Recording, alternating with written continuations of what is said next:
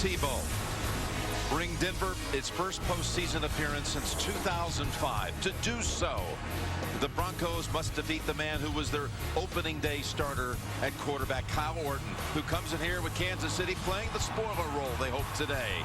And again, it'll be either Denver or Oakland out of the West as the Chargers and the Raiders are playing at the same time. A Denver loss here and an Oakland win would give the title in the West to Oakland. Hello, friends. Jim Nance, Phil Simms. So Denver, a win, and they're in. They take the division. You almost can't even make up this story. It's so good with Orton coming back here to try to defeat the Denver plans. You're right. You can't make it up. You know, a phrase or a cliche that I hate, always hearing, oh, it's all about the quarterback. Well, today it's true. It is about the quarterback. Think about the situation they're both in, the nerve. Who can settle down the fastest might show us a lot who's going to win the football game. I never thought I'd hear you say that. Yeah, I said it too. It is all about the quarterback today. Now, what a storyline it is as Denver will be kicking off with Matt Prater. The Broncos won the toss and elected to kick it away. It'll take it in the third quarter instead. Arenas is back to receive the kick. In fact, if there is a return. There have been only 3 returns by the opponents this year as Prater delivers another touchback here at home in the Mile High City. And here comes Kyle Orton directing Kansas City, his 3rd start as a Chief. And these last 2 games, he's thrown for 299 and 300. And that first game was a win over, at the time, undefeated Green Bay. So he's had this offense clicking. There's Wigman, the 16-year center, his 200th consecutive start. And the biggest vertical threat for the Chiefs is Dwayne Bowe with his 3rd 1,000-yard season.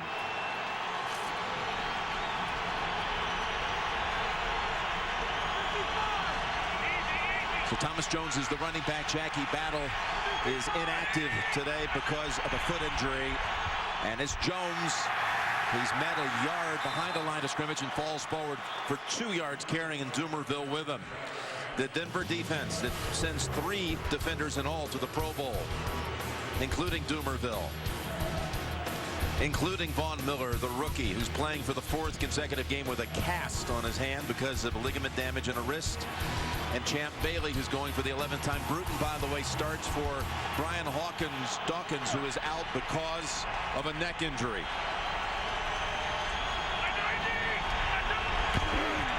On 2nd down and 8.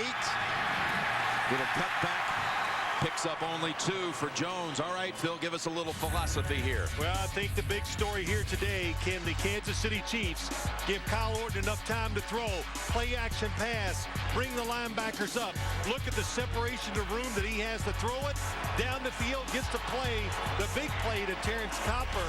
That's what the Chiefs, that's what they have to do. Their offensive line, it's okay protecting the passer, the strength of Denver's defense, the outside rushers. 3rd down and 6. And they go shotgun with McCluster flanking the quarterback. Orton's throw is complete for the 1st. Connects with Baldwin, the rookie out of Pitt. They took in the 1st round last spring. Good for 10 yards. Yeah, it was quick throwing on obvious passing situations. That's what they do with Kyle Orton. He's very accurate, I think, throwing the football, especially when he throws it short and to the sidelines. But we talked about it, Jim, the big concern. That's all they talk. Where the edge for Denver is their defensive line must win this battle today and give those outside pass rushers a chance to be a big factor. Here's Orton on 1st down. Got one-on-one coverage and an open man. And Dwayne Bowe with the catch. There is a flag down of one-on-one coverage with Champ Bailey defending. That went for 21. We'll check the flag. Pete Morelli and his crew officiating here. Well, that's a big matchup. Dwayne Bowe against Champ Bailey. Illegal contact. Number 24, defense. Penalties declined. Result of the play is a 1st down. Now they've played a lot of one-on-one matches over the year, and that was a nice move by Dwayne Bowe. He looks back to Kyle Orton. Champ Bailey does also, and that allows him to get down the field. Does he get 2 feet in? Looks like he did. Boy, just barely. And they move the ball to the Denver side of the field. At the 45, McCluster bounced around and was able to pick up 5, maybe 6. Romeo Crennel, 1-1 as the interim coach, taking over December 11th for Todd Haley, and he seems to be a very good fit for this Kansas City Chief team. Well, Romeo Crennel, talking to him last night, just said, I know it's a short version, only a couple games, Jim, but he says it's a lot easier. The fact that I have experience of being a head coach taking over in a situation like this. And what a debut. This game as the coach beats Green Bay. And the Packers' only loss. A 2nd and 4. And a flag brings a halt to this. False start. Number 67 offense. 5-yard penalty. Still second down. You know, with Orton at quarterback, it's been pretty efficient here as you see the little jumpiness by the Chiefs on the right side with Richardson. They've been over 400 yards total offense with Orton in both games as a starter. Yeah, they've done a good job moving the football, Jim. The problem is they're not getting enough reward. They move it, they're kicking field goals or making mistakes inside the 10-yard line going in to score. Last week, big one, Kyle Orton threw an interception. Just barely beat the play clock. 2nd down and 9 and jarred loose. That was going to Preston.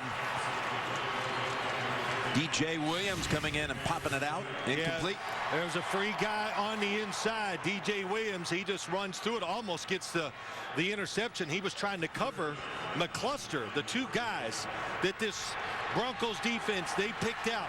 Dexter McCluster, that's one guy, number 22, and Dwayne Bowe. Anytime you get a chance, hit them. And, of course, they'll double cover Dwayne Bowe when given the opportunity. Tebow bouncing around, ready to get his first chance. This defense can make a stop right here. 3rd down and 9. And Orton's pass incomplete. So Kansas City will complete the season without an opening drive touchdown.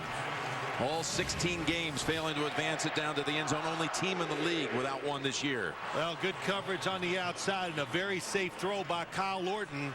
Andre Goodman could overplay that type of route because he knew he had a safety helping him in case Baldwin went deep. Dustin Colquitt, a battle of the Colquitt brothers today, the punting position. Dustin the older of the two, with Britton handling the duties for the Broncos. And he's got the fair catch at the 10-yard line. Eddie Royal, that's a 34-yard punt, just what the Chiefs were wanting. Tebow will start at the 10.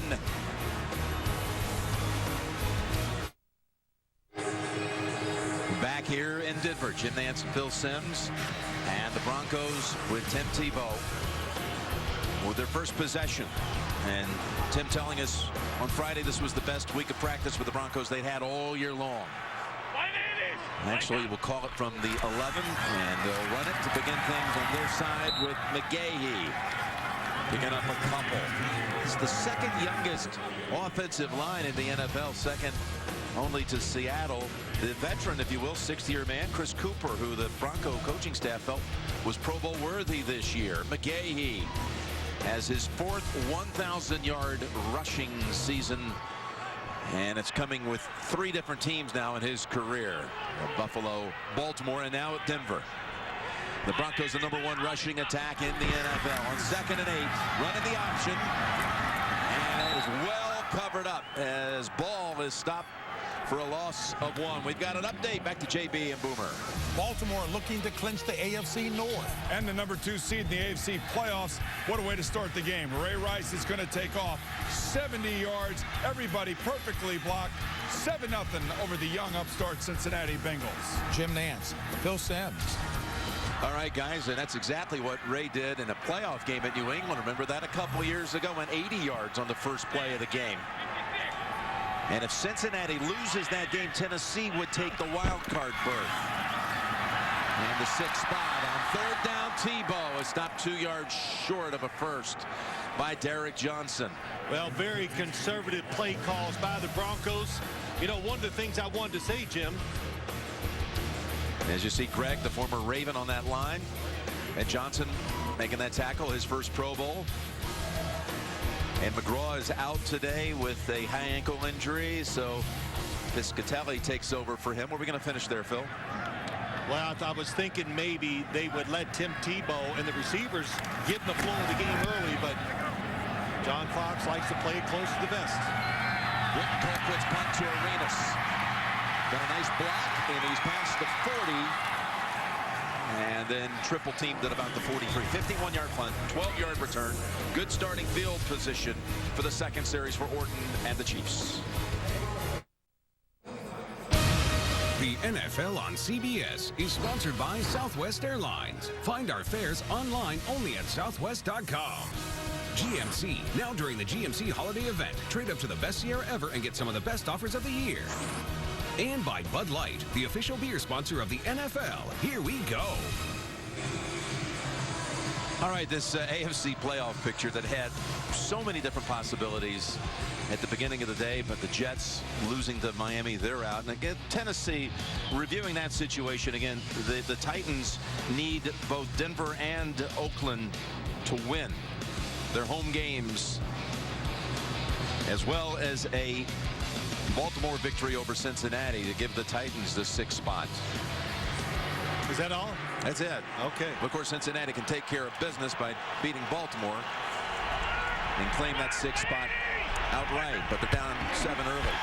Scoreless at the start here, and that's Thomas Jones being run out of bounds after a gain of 6. Well, we talked to Kyle Orton last night, and kept kind of quiet this week, didn't he? And coming back here to play, and he made no bones about it. He is extremely excited, and of course the situation how he left Denver, of course he wants to play a great game today. Well, he said, you know, the fact remains, when somebody cuts you, they're telling you you're not good enough to be on the roster. He's ready for this occasion today. 2nd down and 4. Pump fake going down the field. Got an open man. It's Bow. 35-yard line and down near the 30. Well, that was just a beautiful route by Dwayne Bowe. We saw the out and up. Watch this one. The slant and go. And no, he breaks it out. Excellent footwork. Kyle Orton, I heard Champ Bailey say to people that the one thing you have to worry when you play against Kyle Orton, he is a very good back shoulder thrower of the football. So that's what you're expecting. So when Dwayne Bowe breaks out, tough to cover. That's 22 gained on that one. That's twice that Bowe has beaten Bailey. First down from the 30. Jones patient at the start of this run, and then scampers out of bounds after 4. Let's go back to JB and Boomer. Another update in New York. Detroit trying to secure the 5th seed, Boom. Back and forth they go. Matt Stafford throws his 5th touchdown pass. This one to Tony Scheffler. He's got 41 TD passes on the year. First game ever where both quarterbacks have thrown for over 400 yards and 5 touchdown passes. Talk about a shootout. Back to Jim. All right, guys, outbound Stafford, and Flynn playing for Aaron Rodgers has 4 touchdown tosses of his own. Incomplete, as Jones had 2 Broncos all over him, and Orton had pressure to contend with. Yeah, one thing, it's the Kansas City Chiefs, they love to get Kyle Orton outside the pocket. That's how you protect your offensive line. Move the quarterback around, and when they block it up and they move Kyle Orton outside the pocket, look out. He's trying to go down the field for a score.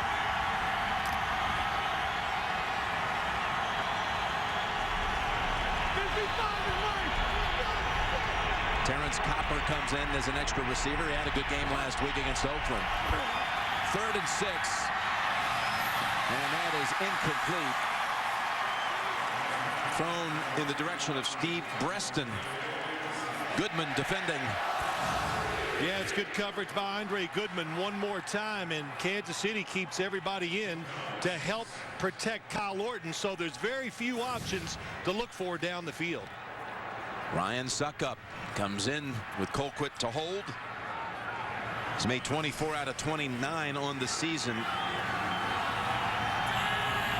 He was blocked twice last week by Richard Seymour of the Raiders. 44 yards on the way, and the kick is wide left.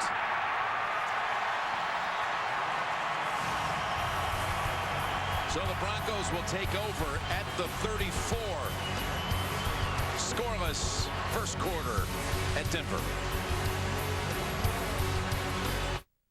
Coaching at the college level, starting as a graduate assistant at San Diego State back in the 70s. This is his 500th game on the sideline, including 9 years as the head coach at Carolina, and took them to a Super Bowl. Nearly won that Super Bowl down in Houston. Well, I think when that team met after that Buffalo game, John Fox gave the whole football team a little bit of a, what's the word, tongue lashing. I think that's a good word for it. That's a nice way to put it. That's coming back to Tebow. He was wanting to go long to Decker, but they had it covered. And now Tebow just throws it away. Brandon Carr was back there, not fooled at all. Justin Houston then was back in on Tebow, forcing the throw away. Well, it's a flea flicker, of course, Jim, and it's a good fake. They take it up the line, Willis McGahee, and down the field. I would have let it gone. You know, you had Eric Decker running down the field. Watch what happens. That's Brandon Carr. You got him. Look at the separation. Throw it to the sideline over the top. But early in the game, trying to be careful. Don't want to turn it over. That's all he hears all week long. Hard to pull the trigger. Second down and 10. And McGahee picks up about 6. Willis McGahee, he tweaked a hamstring 2 weeks ago against New England. And he's been kind of in and out. We've got a lineman down. It's Cooper. We talked about had a very good season. And we'll take a break here in the first quarter. The NFL on CBS is sponsored by GMC. Now during the GMC holiday event, trade up to the best Sierra ever and get some of the best offers of the year. And by Sprint. All football, no limits. Only from Sprint. The Broncos were the only team in the league that had their offensive line intact for the whole season. And now Chris Cooper gets injured. And they called immediately for the cart. Somewhere on his left leg, left ankle, not real sure. You see Orlando Franklin, the right tackle, coming down there, and actually I think he's the one that falls on him. And Jim, you said you talked about Chris Cooper, played so well, and he's a guy that gives that offensive line like an attitude. We pause for a minute here. Let's go back to New York. JB with another update. Oakland trying to get to the postseason. Oakland has to win. Denver has to lose. That's the only way they can go in. Darius Hayward-Bay makes a 3-yard touchdown reception right here from Carson Palmer. Oakland up early, 7-0. Jim Nance, Phil Simms. All right, so Carson Palmer throwing that touchdown pass to Hayward-Bay. And here, already put the air cast on Chris Cooper's left leg. The 6-year man out of North Dakota, who's had quite a season, Phil.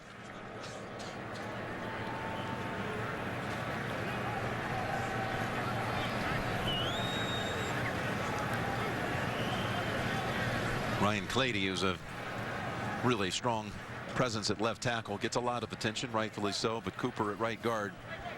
Yeah, you know, I'm looking for the words to describe how they talk about him. He just had, like I said, that attitude, a toughness.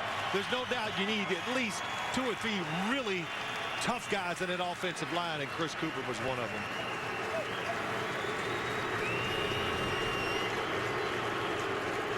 And the crowd gives him a Coop salute.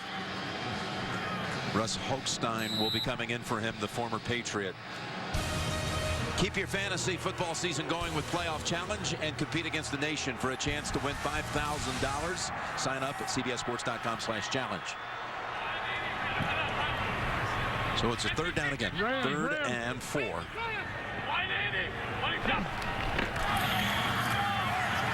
Tebow's pass intended for Eddie Royal. I think you saw Tim Tebow that time, what they were doing. They get the defense, they look at it, he makes a check, they go with the pass down the field, trying to throw a back shoulder throw to Eddie Royal, but Sabby Piscatelli, excellent coverage, nowhere to throw the football. So Britton Colquitt, who was an unsung hero in the Broncos win at Kansas City, had 4 punts down inside the 20 in that one. We're trying to do the same right here from 5 yards back. Offense, 5-yard penalty remains. 4th down.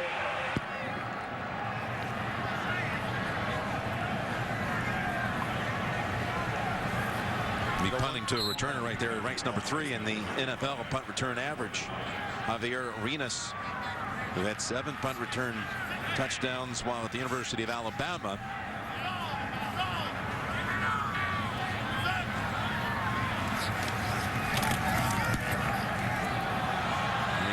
watch all of this one. It's at the 31. Oh, but what a generous rollout. All the way to the 10-yard line. 55 yards it measures. 6.5 to go, first quarter. And scoreless here at Denver.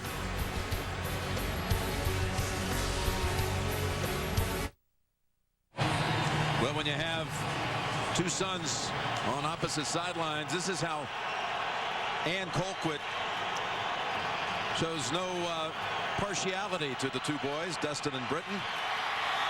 And the Chiefs run it here with McClain in a gain of 4. Kyle Orton, when he was here at Denver, he started 33 games. Thought he played well that first year here, and then they went out and drafted Tebow in the first round. Yeah, it caught him by surprise. He said nobody ever really talked to him about it. But Jim, you and I we've talked about this many times. When you're on a team and you're a quarterback, and I don't care how you play, if they draft somebody in the first round, that clock is ticking against you. 2nd and 6, McCluster somehow got away from all of that heavy traffic and picks up the first down. Stutter step move, frees him for 7. Yeah, it was a good move. This is Dexter McCluster. They want to get the football to him as many times as they can. And what a good move up the field that time by Robert Ayers. 91. McCluster quick enough. Jump stop, gets inside, and gets a first down.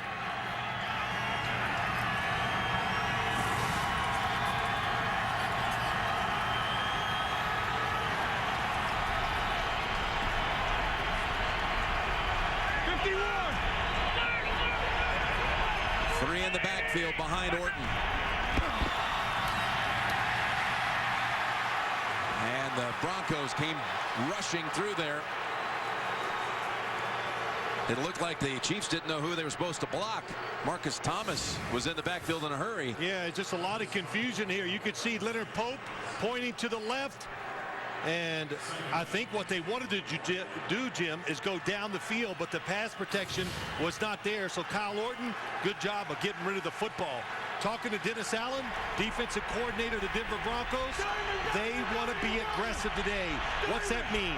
Man-to-man coverage and blitz. Kyle Orton. 2nd down and 10. Orton back to Bow, who somehow comes down with it. They ruin a catch at the 38, right over Champ Bailey. I thought Bailey might make a pick here. It did. He was in perfect position, but it is an unbelievable throw by Kyle Orton to the outside, and those feet are in. How about that catch? Dwayne Bowe, left, right, and then holds on the football as he goes to the ground. You know, we're talking to Orton and all that experience against his Denver defense, his former teammate in practice. He said, you know, you just got to stay away from number 24. He's thrown him 3 times, completed all 3 as Jones burst ahead for 3 or 4. How about that as a factor here, how well the Broncos would know Orton, or even moreover, how Orton would know that Denver defense? I think it just comes to this. They know each other physically, and besides that, I don't know how much you could get out of it, Jim. What did Kyle Orton tell us? He goes, hey, I never paid attention to our defense. I was running our offense and looking at the opposing defenses on film. I had to watch it this week to learn some of the coverage that the Broncos have been playing this year. You saw Denver defensive coordinator Dennis Allen. 2nd down and 6.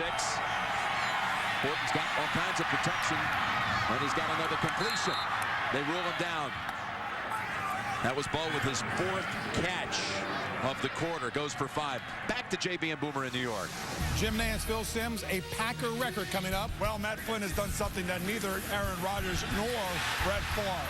He's thrown for 480 yards, Packer record, and 6 touchdown passes. More importantly, Detroit could slide to the 6th seed, play New Orleans in the first round because Atlanta is killing Tampa Bay right now, 21-0. Way to cover it, boom. Back to Jim and Phil.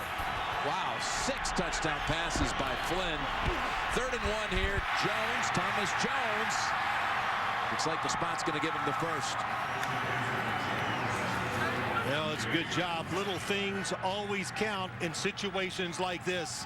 And a veteran quarterback, Kyle Orton, comes up. They know they really are not going to overpower the defense in front of the Broncos, so catch them off guard. The quick snap count, Jim, it's just enough. That little edge allowed Thomas Jones to get that first down. Again, this is a drive that began back at the 10-yard line. Kansas City out first downing Denver 6-0.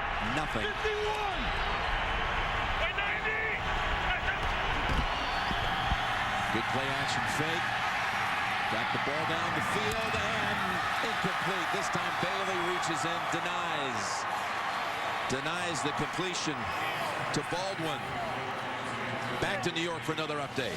A familiar ring, Rivers to Gates. Chargers aren't going to go away. This is 38 yards. Rivers to Gates on 3rd and 9. The extra point, 7-7. Game is tied towards the end of the first quarter. And keep in mind, Oakland can only get in by winning the AFC West title. Back to Jim and Phil. Yes, they would need to win, the Raiders would, and they would need Denver to fall here to win that West. The 2nd down and 10. McCluster showing that speed, and he's got 10.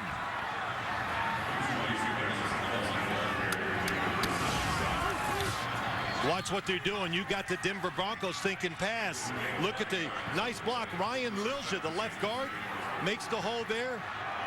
Brandon Albert, left tackle, seals it, and a big running lane up inside. And Casey Wigman also carving out a huge hole in the middle of the field. Well, Kansas City offense dominating so far here early. There is Casey. Has not missed a snap in over 10 seasons, over 11,000 snaps. First down, Orton. He is sacked for the first time as a Chief. He had not been sacked in his 2 previous starts, but Robert Ayers gets a hold of him. Well, the initial read, that's what causes it. Robert Ayers just gets off the block of Barry Richardson. But because he looks down the field, the 1st and 2nd receivers were covered. That extra time, and we always talk about it, give the defensive line that half a beat more. And there is nobody open. They let the receivers just run right into the coverage. 2nd down and 15.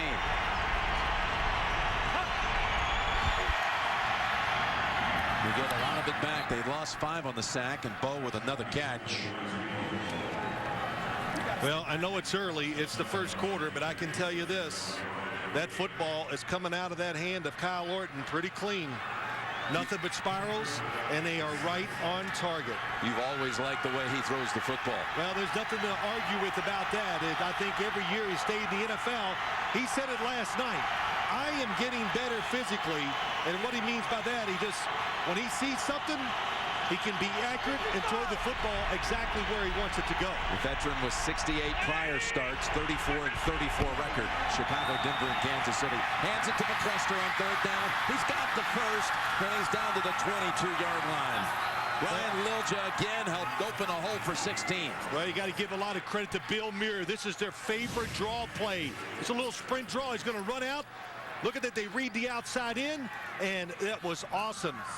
They got Jason Hunter to come up the field. See number 90? Now you don't have to block him. Go down the field and block somebody else. And McCluster, we talked about him. McCluster, Dwayne Bowe, those are the 2 dynamic guys. Can you get the football to them enough in this game? Another first down. Here it is, McCluster. No one's touched him yet at the 10, at the 5. McCluster's in for the touchdown. That looked almost exactly like a play that we saw last week when C.J. Spiller. Look at the blocking up front. Everybody stays to their guy. Nobody gets off, has backside containment, and McCluster. Excellent cutback and the speed to get it done. Anthony Beck. Good block on Von Miller. Well, what a series for Kyle Orton, Dwayne Bowe, and McCluster. They drive 90 yards. It's only the 5th rush touchdown of the season for the Chiefs, lowest in the league, and that's the 1st rushing touchdown of the year for the 2nd-year man out of Ole Miss. In fact, it's his 1st ever rush touchdown now in his 2nd season again. You know, Jim, again, give the credit to the Chiefs. They have getting the football to their playmakers. Not always easy to do. Comes with 11 seconds to go in the first quarter. Secup's extra point is good. And we know about Denver's doldrums in the 2nd quarter. 11 seconds to go in the first quarter of this game. Well, they look a lot more dynamic, this team at Kansas City, with Kyle Orton at quarterback. Well, it's just so many things I think have opened up over the last 6 weeks because he's in there. When the opportunity is there to make a play from the quarterback position, Kyle Orton is getting it done. And again, one more time, just a cutback. And those cutbacks happen for a lot of reasons. But you got to give the offensive line a lot of credit. They're able to hit the defenders, and the defenders can't get off the blocks fast enough to get those cutback runs. Well, Kyle Orton had told us he had hoped they could establish the run enough to get Denver into single safety coverage. And he's hooked up 5 times with Bo, as you mentioned. Such a big part of that first quarter dominance by the Kansas City offense, and that opened up a cluster for a run like that. Matt Castle was, of course, the starter the first 9 weeks of the season. There's Matt, on injured reserve with a hand injury. And he's been, we've been noticing on the sideline, spending a lot of time with Orton, lending a helping hand. And then it was Tyler Alco. Before they gave the job to Orton, Romeo, one of his first decisions as Willis does not run it out. One of the first things Romeo decided to do was, I'm going to establish this quarterback thing right now. He learned from the Cleveland Brown experience. When you're talking about 2 quarterbacks, it's a distraction to the team. So he is named head coach. He said Kyle Orton or Ricky Stanzi will be my quarterback. He wasn't sure if Kyle Orton was going to be healthy enough, but he found out in practice he was ready to go, and Kyle Orton is the man. All right, so the Broncos, who had the 7-0 lead in the last 2 games against New England and Buffalo, only to get trounced in the end, now find themselves down 7-zip. As McGahee is stuffed after a run of about a yard. That'll close out the quarter. First quarter. After 1, Kansas City 7, Denver nothing. And we'll return after these messages. You're watching the NFL on CBS.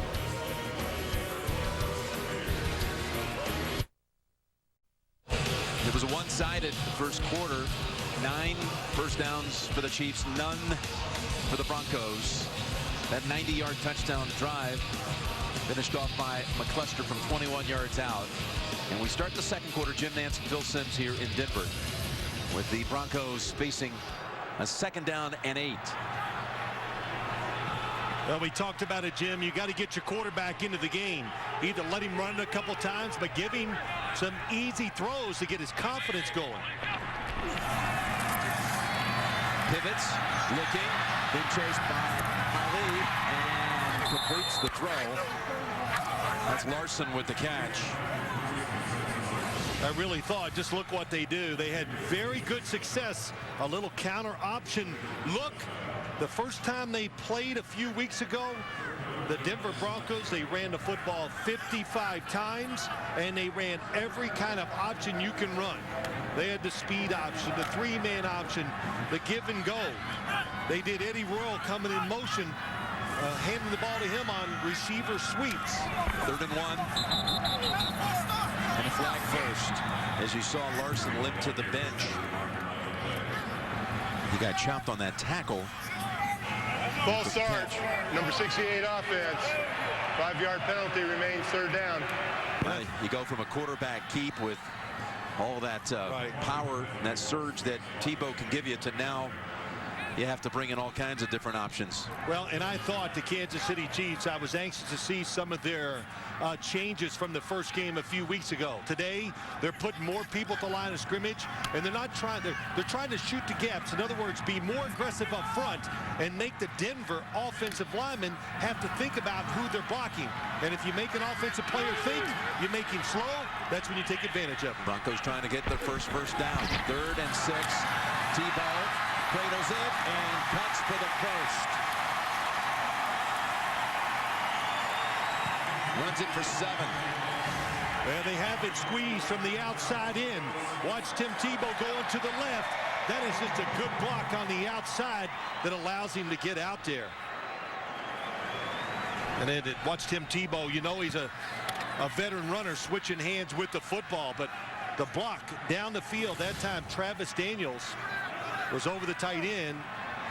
and got pushed down inside. Tim Tebow goes out. It's 1st and 10 at the 32. Again, Russ Holstein at right guard in for Cooper, who will not return.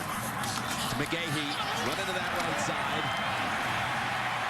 And he falls right over one Chief player, runs right behind Holstein. Piscatelli was the one who had hold of him. And as we ring in the new year, we celebrate another hit season. And thank all of you for making CBS America's most watched network.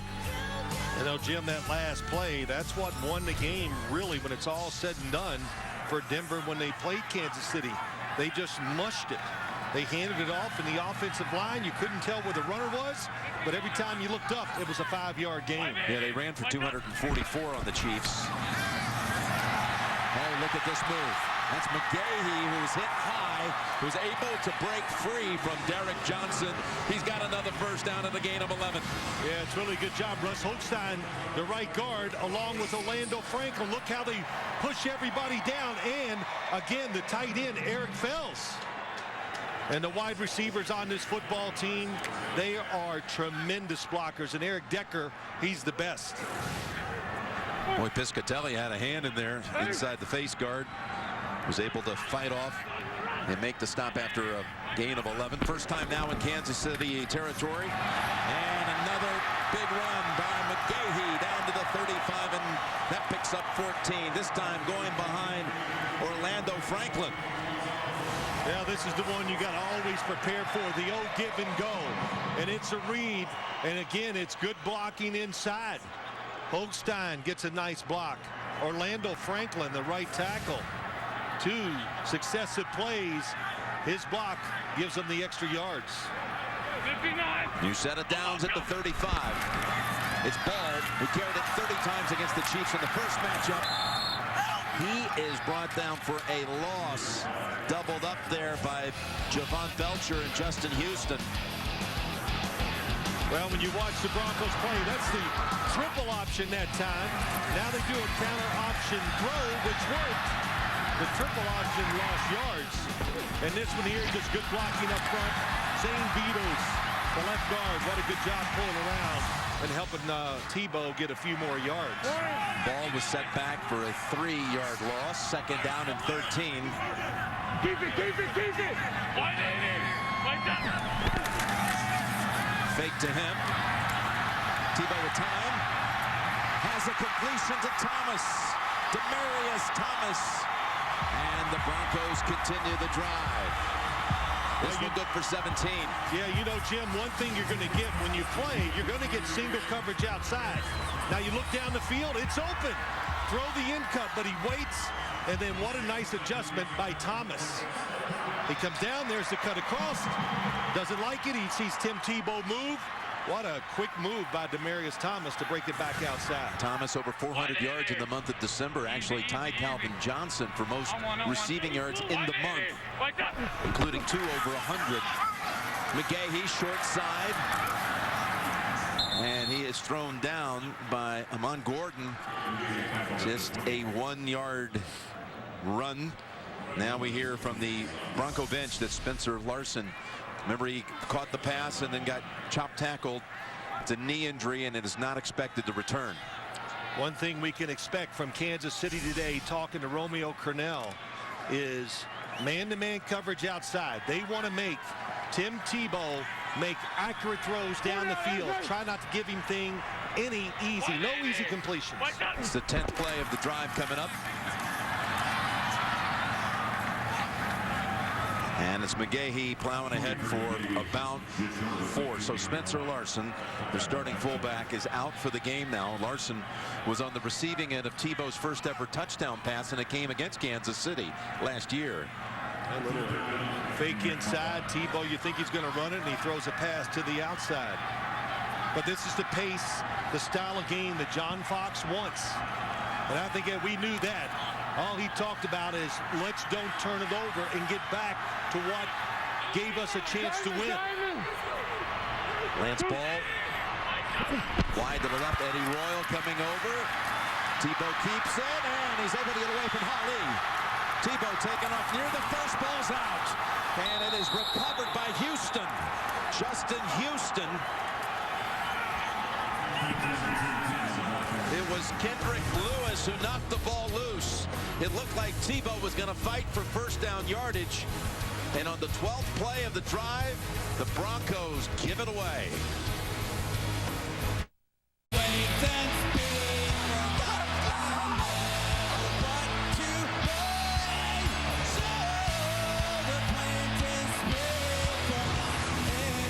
And the Chiefs off the takeaway, handed off to Thomas Jones for 2 yards. That's the 8th turnover committed by the Broncos in the last now 2 games and 1 quarter. Kendrick Lewis, watching number 23 back, the safety. How quick is this reaction? Look at how fast he closes on Tim Tebow.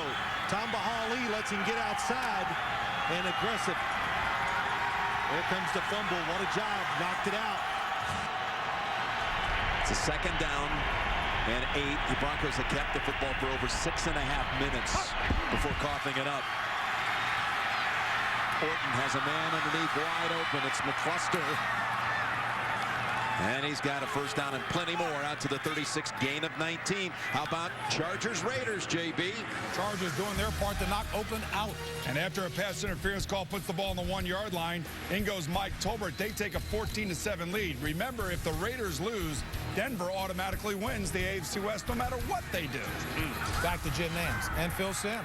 Yeah, can you imagine that? You lose your last 3 games and you still would win it off of a series of tiebreakers as Jones has another 2 yards gained. If that ended up that way, San Diego won that game and Kansas City wins here, that AFC West would have 3 teams at 8 and 8, and then you'd have the Chiefs at 7 and 9. I know one thing as you watch it, Jim, this is our 3rd game in a row watching this Denver Broncos defense and the pass rush. You know, that's what saves a lot of defenses. They are not pressuring Kyle Orton enough. They didn't put enough pressure on Fitzpatrick last week or Tom Brady 2 weeks ago. A 2nd down and 8. McCluster having a big game here, and he zigs and zags for about 5. And Kansas City is really mixing up the plays very well. Shotgun, a little run, and McCluster, we've said a lot about him already, but there's a lot of wiggle in this guy, and he can get those little extra yards. Not going to break a lot of tackles because he's not big, but he can go full speed while he's making a sideways move and then realign himself and go forward. 55. Kansas City over 90 yards on the ground already. And over 90 through the air. 3rd and 3. And incomplete, no flag. Goodman on the coverage of Jonathan Baldwin. Forced the punt. Yeah, they do the same thing. This Denver defense can play pretty good man-to-man, and that's just a mix-up. Baldwin comes in and is looking for, he's going to stop and throw it right to me. Kyle Orton is expecting for him to keep going across the field. Orton talking to Jim Zorn, the Seattle Seahawk legend and former coach of the Redskins. Dustin Colquitt's punt demands a fair catch by Royal at the 13. 44-yard punt. Broncos for the 45th consecutive drive will start on their own side of the field. The NFL on CBS is sponsored by T. Rowe Price. Understanding the connections of a complex global economy. Invest with confidence. Geico, where 15 minutes could save you 15% or more on car insurance. And by Extremely Loud and Incredibly Close, now playing in select cities everywhere January 20th. For the 2nd time in this game, Dustin Colquitt has pinned the Broncos back inside of the 15. And on first down, it's McGahee with a good gallop. And all the way out to the 29, running behind Zane Beadles. Picks up 15. Yeah, you said it right. Zane Beadles, the left guard, does an excellent job. Watch 68, then J.D. Walton, nice job. And Holstein, how about him coming in the game, Jim? And we've mentioned his name 3 times already. Good job positioning himself. And the Broncos, this has got to help their confidence, the fact that they're just lining up and running right at this Kansas City defense. McGahee already was 64 yards, looking for more. Up the middle for a couple. And tonight on 60 Minutes, an investigation into the SAT cheating scandal and Lara Logan's skyscraping report on a climber who doesn't use ropes. That's 60 minutes tonight, only CBS. Now, the game at Arrowhead, Tebow handed the ball off 46 times, ran it himself another 8 times, threw 8 passes, and completed only 2. One of them was for a touchdown of 56 yards. They won the game with 2 completions. He's got 2 completions in this one. And now looking for an option. Incomplete. Couldn't ask for more time. That was thrown to Thomas. Yeah, he could, the protection is great, Jim, because they got 8 guys helping protect. What they're trying to do is go deep. So they've run the ball well. They're looking for big plays down the field, and the coverage outside by these corners was awesome. Watch it on one side. Brandon Flowers, there it is. Even when Tebow is waiting to scramble, they're all over it. And on the other side, Brandon Carr against Eric Decker, a double move, was waiting on it. 3rd and 8. Inside of 5 minutes to go, first half. Ball was caught by Decker, but he stepped down, I believe, about a yard short of a first. That's a good thing he threw it quick. That time there was a blitz coming from the top of the screen. Tim Tebow did not see it, but he was focused on Decker, did make a nice throw. We talked with Decker this week and how it's difficult for these receivers to get into a flow of a game. Yes, you know, I compared it to you and I talked about it. It's like saying to a shooting guard, well, don't shoot, but in the 4th quarter, we want you to hit the shot when it counts. So hard for these wide receivers to get a feel for the game because of the so few throws, and a lot of times not a success throwing. Britton Colquitt. He's got a beauty here. Down to Arenas. Inside the 10, Willis trying to get the angle on him. And Arenas squirms to the 19-yard line after a 55-yard punt. Still 7-0 Kansas City. Back here in Denver where the Broncos are trying to win to take the AFC West. They also would win the division if Oakland loses to San Diego. McCluster, no running alley this time.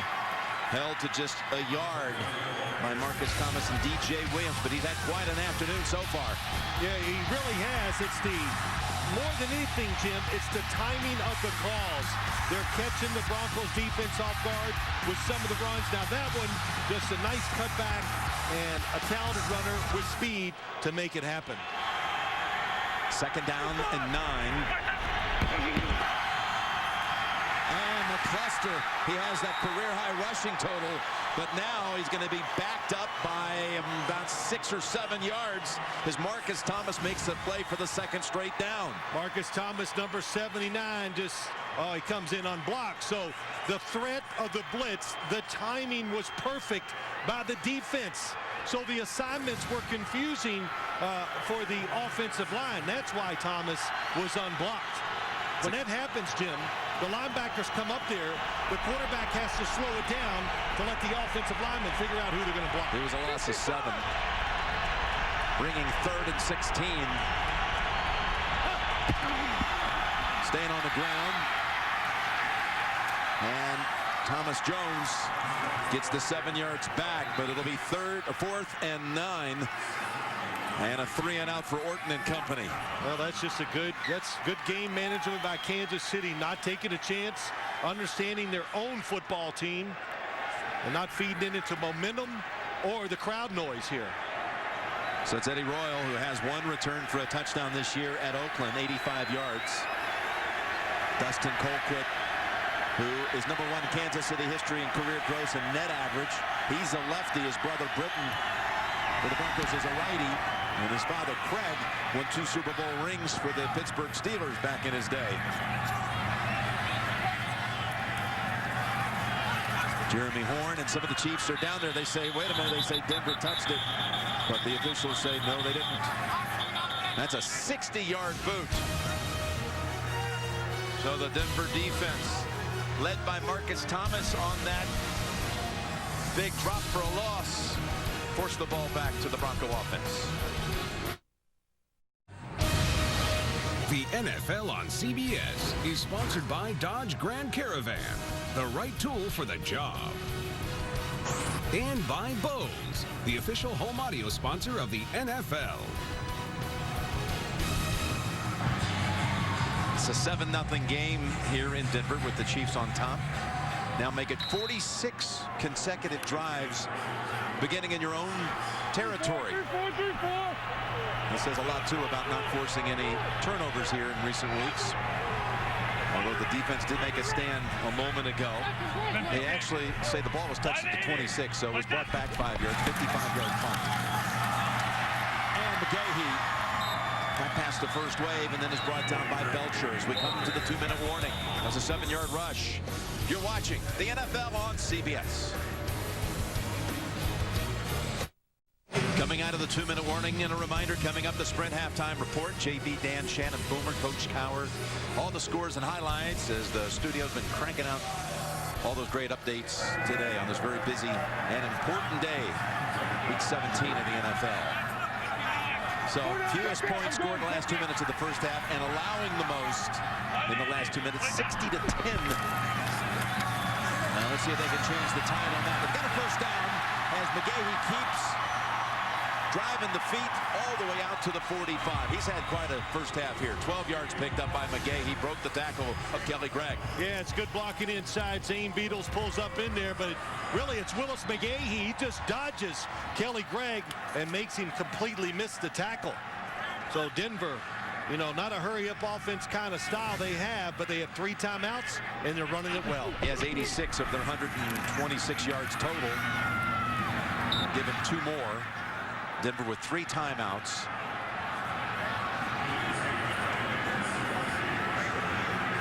Second down and 9.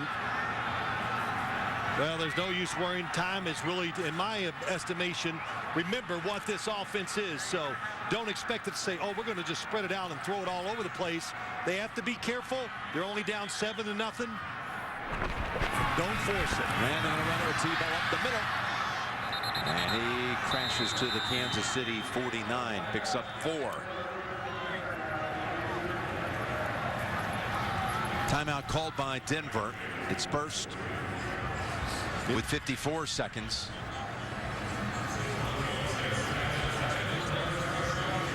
Tomorrow, ring in the new year with America's best night of comedy. New episodes of How I Met Your Mother. 2 Broke Girls. 2.5 Men and Mike and Molly on America's most watched network. Well, Romeo Cornell, we talked about what they were going to try to do here today. Play tight coverage on the outside, trying to free his linebackers up to run more and make tackles. But I'd say so far, when you look at this game, Denver having really good success running the football up inside, winning some of those battles. They just got to mix in some pass game to really get this Kansas City defense a little off balance. 3rd and 5, they pitch it over to Royal. Eddie Royal makes the move to pick up the first and goes out of bounds to stop the clock at 48 seconds. High alert. Eddie Royal in the backfield. He's not back there for pass protection. So there's a lot they do with him. Tom Bahali gets inside, can't do it. Brandon Carr not able to come up and make the tackle. So the quick cadence, the quick snap, Kansas City not ready for it. He picks up 10 on a 3rd and 5. And now they have a first down at the 40. Looking for Thomas down the sideline and nearly intercepted by Brandon Carr. Tight coverage on the outside. Brandon Carr. No move that time. No pass interference. To me, when you know there's a safety in the middle, if you looked at that last play, go to the receiver who is not bumped in, that has bump and run coverage. Because when you throw into that type, these are 2 good corners. You almost have to be lucky sometimes to hit a pass like that. Second down and 10 with 43 seconds to go. First half. Fake the handoff. Tebow trying to wiggle for a yard or 2. That's it. And now a second timeout by the Broncos. Well, I know one thing. When you look at it, you can see it's going to be a blitz. So if you're Tim Tebow, maybe next year, you go, well, this run's not going to be great because when he tries to break outside, there's an extra defender there. Javier Arenas is there. They block them all, but The outside free defender makes the tackle. When there's a situation like that, you'd like to check out of the play, either throw it or have a different type of run in. Again, coming up, the Sprint halftime report. JB, Dan, Shannon, Boomer, Coach Cower. All the scores and highlights, and again, another update on Oakland, San Diego, all coming up. Sprint halftime report. So you've got a third down coming up. You've got Matt Prater, who's 12 out of 16 on his career from beyond 50. So you're in his range. This would be about 57 from here if they fail to pick up anything.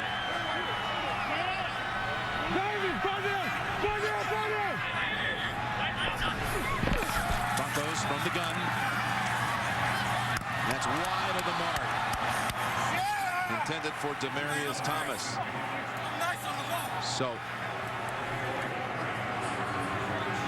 had him open, just the throw got away from him a little bit. They're not going to go for the field goal here. They bring out Colquitt. Well, they're not doing it, Jim, because they're afraid if they miss it, it would give the Kansas City Chiefs time, because this is not a tough field goal for Prater. I watched him kick it from 63 easily during warm-ups. You know, you run the risk if you miss. Kansas City would take over from the 46 and still have time to put something on the board. So instead, Colquitt's punt. That's an unlucky bounce. Britton Colquitt. Fans aren't happy here. Just a net of 19 yards on the punt. 22 seconds to go in the half. Well, you know, I'll say that first off, Kansas City's just going to run out the first half. You've watched this team play under Tim Tebow. You've watched John Fox manage the games. There's nothing that he did there that's surprising. In fact, I agree with what he did.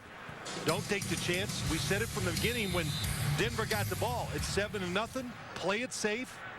Make your adjustments at halftime and see if you can come out and find a way to make a few big plays. Well, they come out with Orton in the shotgun.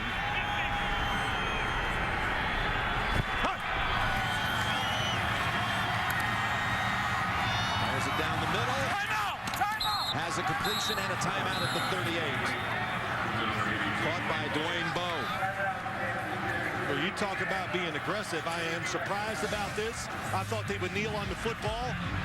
One thing, number 15, Breasting going down the middle was interesting, but Kyle Orton looks at the end cut, the safer throw, and puts it right on the target. We said it early, Kyle Orton's throwing it very well.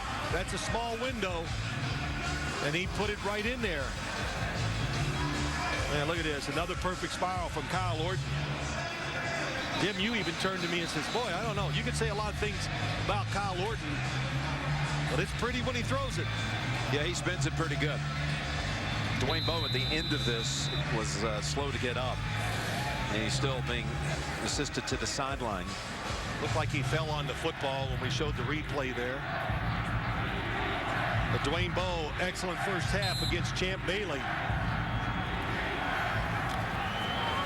Giving Champ Bailey a lot to think about. All the double moves, going across the middle, up the sideline. 16 seconds they go screen. McCluster is tripped up. DJ Williams comes up, makes the play. That's a big one. Not to give them any kind of big gainer here to possibly have a field goal attempt by Suckup before halftime. Timeout Chiefs with 11 seconds. That was a 3-yard loss. Well, I think it comes back. You know, we talked about this, just this decision to throw the football here at the end of the first half. You know, Romeo Crennel talked about that too. It's just, hey, you judge what goes on in the game. You get a feel for what your team can do and what you should do. And so I guess he felt like being aggressive in that situation. That's why they're trying to take advantage of this last possession. Romeo in his 30th year in the NFL. He's been part of 6 teams that went to a Super Bowl, including on the winning side of it 5 times. Former head coach at Cleveland. Second down 13, but the main thing 11 seconds. Knocked down by Bruton, David Bruton, who again stepped in for the inactive Brian Dawkins. If Kyle Orton would have had just a little better protection, Jim, he is going to hit this route. It's the push by the defensive lineman. And you see there in his face, he couldn't follow through that time. The football hung in the air just enough where Bruton could knock it down. Hopper was the intended target. Bruton makes the play that denies the field goal try. That would have been a long one, but one that Suckup could have attempted. Now, final play of the half. Screen pass McCluster, who slips and falls at the 45. We got a 7-0 halftime score here in Denver. The Chiefs leading it on the McCluster 21-yard first quarter touchdown sprint. And we'll be back with the Sprint halftime report after this message and a word from your local station, and you're watching the NFL on CBS.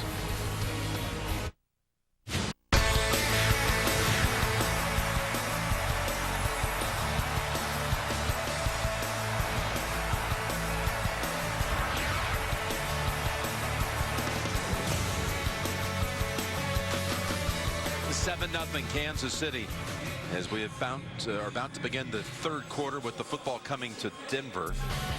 Let's take a look at the Droid Razor play presented by Motorola. The one drive the Broncos had going inside the 20. Tebow fumbled. Lewis stripped it. Houston fell on it. And that was it. That's the only time that the Broncos really threatened in that first half. And, you know, what do you make of the way this game's been played so far? Well, the Broncos go in at halftime and go, wow, we're only down 7-0. That's the good news. And for the Kansas City Chiefs, everything they've kind of wanted to do, they have done. They did get beat on the running game a little, but they've stopped the pass. They've protected Kyle Orton, and they've got the football to their two most important offensive players, Dwayne Bowe and Dexter McCluster. So, you know, Jim, you know, you say it. Kansas City plays almost perfect on both sides of the ball, and they only have a 7-0 lead. Orton was 10 out of 18 in that first half, 128 yards. No touchdowns, no picks. Tebow, meanwhile, completed 3 of 8 for 29 yards, 0 and 0. Willis is the return man for the Broncos, and he wants to bring this out from 5 yards deep.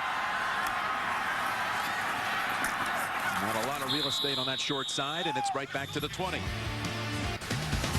McCluster with 59 rush yards, including 21 yards on the touchdown run, while McGahee's 13 away from 100. He's had 600-yard games on the season, second only to Arian Foster's 7. And he's very likely to match Foster's 100-yard game mark of the season. Again, Denver, with the win, claims the division, or can win the division if Oakland loses to San Diego, which is currently the case. McGahee, another 6. He's picking up big yardage every time he handles it. Well, Willis McGahee, that was just a good example. He's a veteran running back, not in a hurry, and not being in a hurry has helped him so many times. Nothing inside, and watch him break out, and Tom Bahali, number 91, watch him. He says, I got it on the outside edge, and it's a little too late. And the hold, of course, stopped Tom Bahali a little bit, too. He's had 4 runs of over 10 yards. My Navy! On 2nd and 4, he shifts back to the middle, and he's a yard shy of a first. Yeah, there was Derek Johnson. Haven't heard his name going to his first Pro Bowl. Nice job of staying there and waiting for the run to come to him. Makes the tackle. Pretty excited about finally getting the accolade, I guess you would say, Jim, of going to the Pro Bowl. Yep, in his 7th year, former first rounder back in 2005. Well, when you watch him play, he's just a middle linebacker who is a playmaker. And on 3rd and 1, McGahee has the first down. These two teams met on the last game of the regular season 2 years ago. You're talking about Derek Johnson. And he had 2 interceptions in that game and ran them both back for touchdowns. Who was that quarterback? And the oddity of that is that the 2 picks came at the expense of Kyle Orton, the Denver quarterback that day. I said, did you let Kyle know that once y'all picked him up? Oh, yes, went right there. But, of course, he admires him. Watched Kyle Orton play a couple weeks and goes against him in practice. 3-4, 3-4. Knows he gives him a good chance to win. Yeah. They go shotgun on 1st down, fake the run into the line, and Tebow taken off in traffic and a throwaway.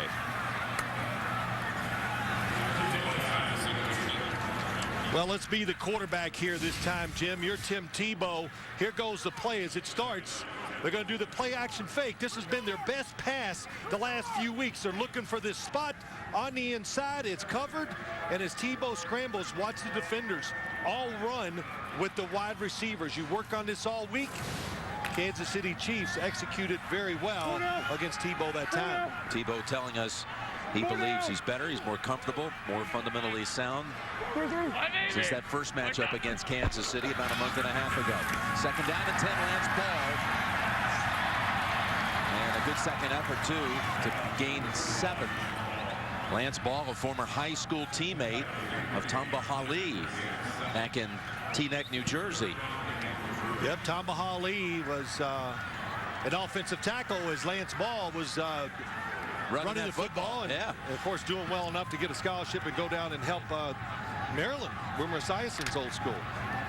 Ali was his right tackle. Of course, played on the other side as well, as did Lance Ball, who also played linebacker.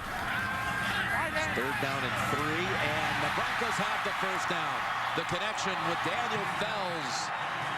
And Denver moving it here in the first series of the second half. Yeah, I know how they want to play, Jim. They want to be conservative, all that, but it's covered in the flat. Good job by Tim Tebow finding the second receiver, the tight end Fells, and I just think they need to loosen up. Let Tim Tebow get more into the flow of the game, throwing the football.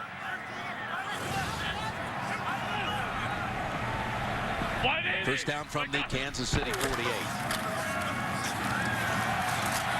Lance Ball brought down by his high school team. Number 78 offense. 10-yard penalty, first down. Clady called for that. That wipes out the run by Ball.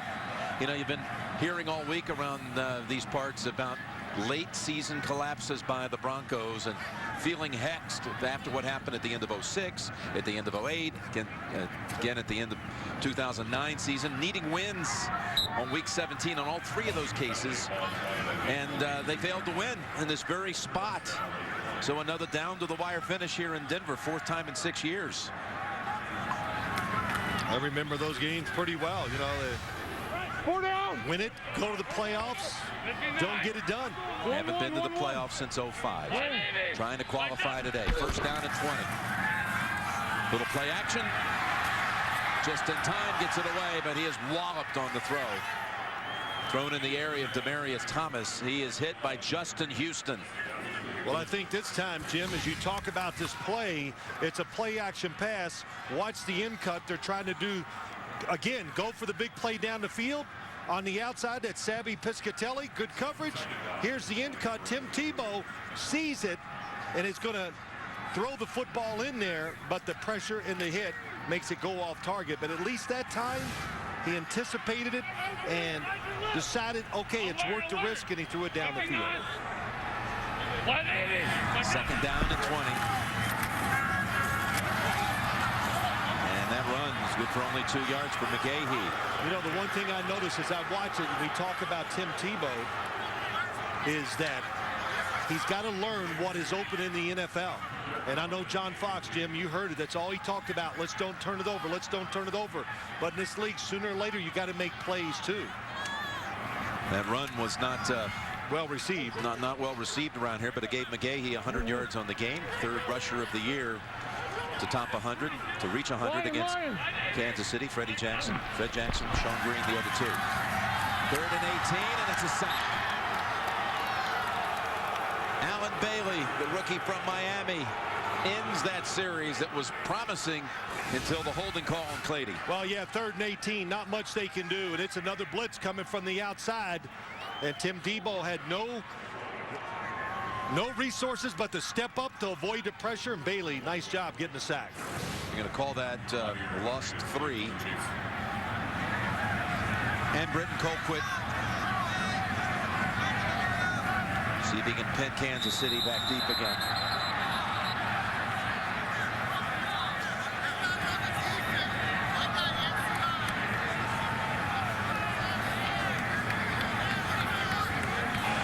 Defense, neutral zone infraction, number 44.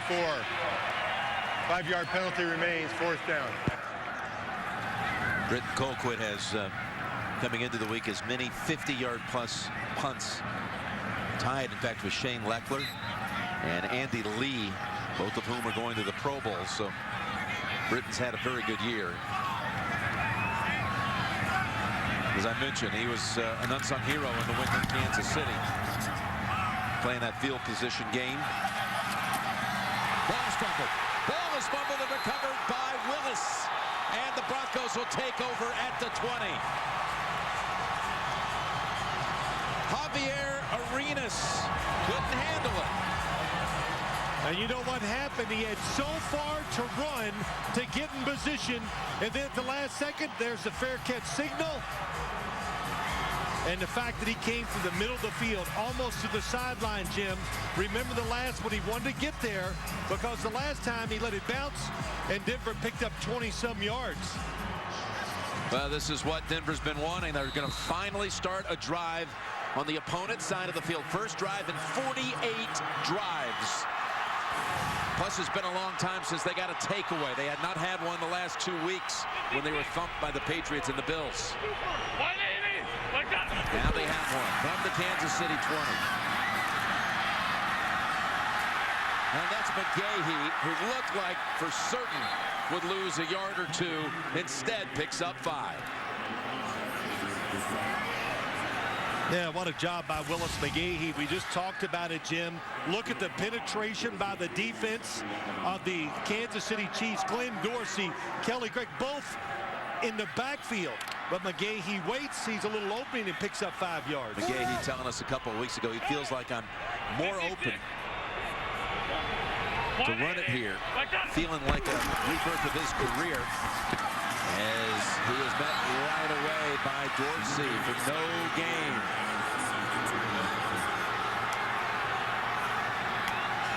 Good job by Glenn Dorsey, the Kansas City Chiefs. We talked about it. They are crowding the line of scrimmage. They're trying to get in between the blockers more this game than he did last time. So every once in a while, when they guess right, we're not going to get it done on the offensive side. Saw the graphic, McGahee with his 7th 100-yard rushing game of the season, matching Arian Foster of the Texans for most in the league.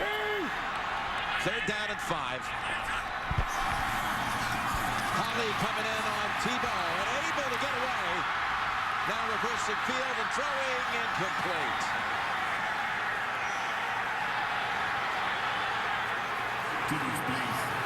Tebow's wanting a face mask call. Well, on the outside, Tamba Hali that time against Fells, the tight end. That's a match that he's going to win. He did touch the helmet. I did not see him pull it, though. I think it's a good no call. Well, does he have the face mask as we see the backside? It looked like his hand was initially. Oh, there he is. He's pulling it. Yes, pulling that's a different view. Yes. So they'll have to instead go for the 33-yard field goal. No flag on that. It could have been a possible face. Delay a game. Mass penalty. Offense, 5-yard penalty. Still 4th down.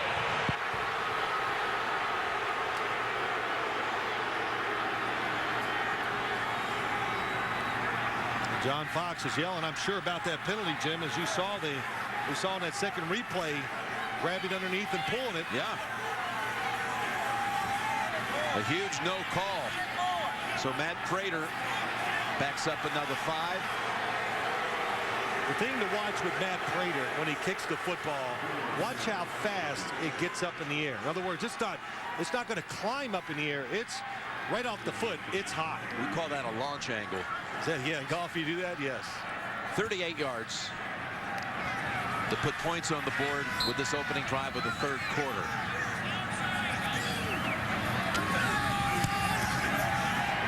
And the kick is good. Kept the football for 6 minutes and 49 seconds. Prater good from 38.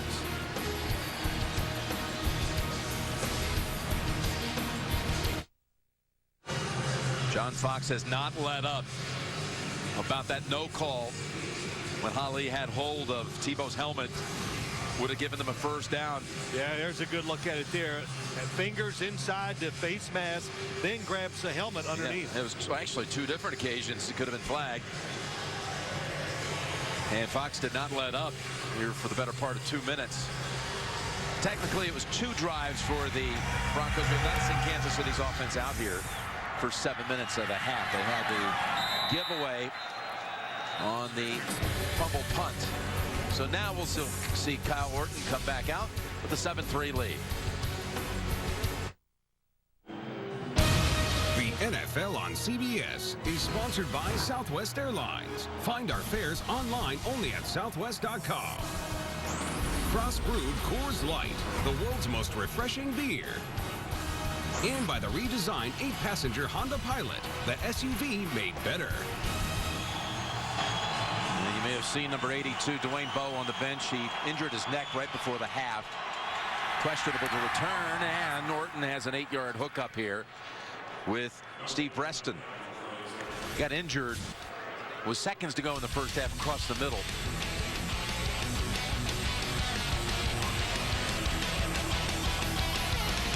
And he hit his head, and they're saying neck injury. Yeah, he landed pretty hard on that shoulder too, Jim, so that is a big deal. 6 catches for 93 yards in the first half. He's the speed receiver down the field for the Chiefs. Terrence Copper has replaced him. 2nd down and 1. Down the sideline they go, and that was headed back to Preston for a 2nd straight play. Goodman had good coverage. We've seen how the Kansas City secondary, what they're doing to Denver's wide receivers. There's no difference. Denver's doing the exact same thing. It's just one-on-one. Champ Bailey, Andre Goodman, all the pressure's on you. You get no help. You got a safety in the middle. Your help is a safety in the middle and the sideline. Dennis Allen knows it's a good matchup for his corners against Kansas City's wide receivers. He felt that this matchup gave Denver what he thought was like a same philosophy type situation that they see all the time in practice. 3rd and 1, beneficial to that Bronco defense, he felt. On the hip, Orton still has it, and the fake leads to the completion to Leonard Pope. Well, that's what they've been doing all day. This Kansas City offense keeping it off balance. And obvious running 3rd and 1. You say they're going to try to overpower us inside. Nice fake by Kyle Orton. Leonard Pope wide open on the outside. Gains 12. Good piece of ball handling here by Orton. Well, that's what you, and Jim, when you lose your number 1 receiver, now the coaches, they got to change it up. They got to help out the players even more. That picked up 12 and a 1st down. Orton incomplete. Going to Baldwin. As Champ Bailey defending. If you thought the fantasy season was over, it's not. Play NFL.com playoff challenge today. You could win a trip to Super Bowl 47 in New Orleans. Sign up for free. NFL.com/fantasy. So Bowe on the bench. And McCluster with the helmet on the sideline at the moment as well. Thomas Jones, the starter, gets the handle here. And Jones has a gain of only 2. Jones' biggest game this year was only 55 yards in the game against the Colts. Jones, of course, a 12-year veteran with 5 different teams, from Arizona to Tampa to Chicago, where he played in a Super Bowl for the Bears, to the Jets to Kansas City. Over 10,000 career yards on the ground. Well, he's had a wonderful career, still tough. Great lead in the locker room for the Chiefs. The Broncos need Elvis Dumervil, Von Miller. Somebody has to pressure the quarterback. It's a 3rd and 8. McCluster is in. And Orton's pass complete, but nowhere near a first. Baldwin brought down instantly by Chris Harris. Just a gain of 3. Yeah, just a very careful play. And really, Kyle Orton sees a situation. He has to make careful decisions. Von Miller, just watching him, though, with that cast on his right hand, so tough to get leverage sometimes and just not able to pressure the quarterback. Eddie Royal waiting for Dustin Colquitt's punt. Quan Cosby, who had been the returner in the month of December, was waived earlier this week. Fair catch. Royal, 17-yard line. Oh, look at this, still going on and on and on. 39-yard punt. 7-3, getting intense here in Denver. Some of the early Week 17 headlines. Tennessee kept its hopes alive with a 1-point win over Houston. Texans went for the win at the end of the game from 8 yards out after a penalty and failed to convert. 49ers clinched the 2 with a win over St. Louis on the NFC side. And the Patriots were down 21-0 before scoring the final 49 in a win over Buffalo to take the #1 seed in the AFC. On 1st and 10, running the option with Eddie Royal outside, and he's able to high step past one Chief that was away from Flowers and gains 8. So here's the latest playoff picture. New England is the 1, and Baltimore right now with a 2-touchdown lead, trying to lock down that division and the 2 seed in a first-round bye. Houston all set as a 3 coming into the week.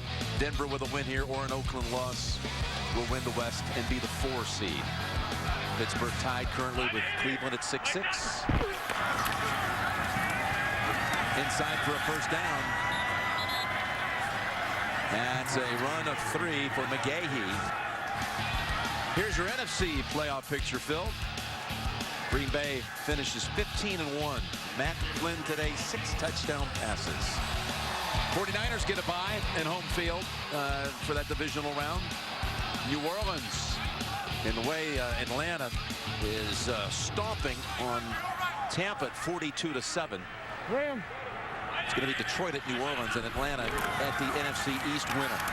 That's Lance Ball for 4.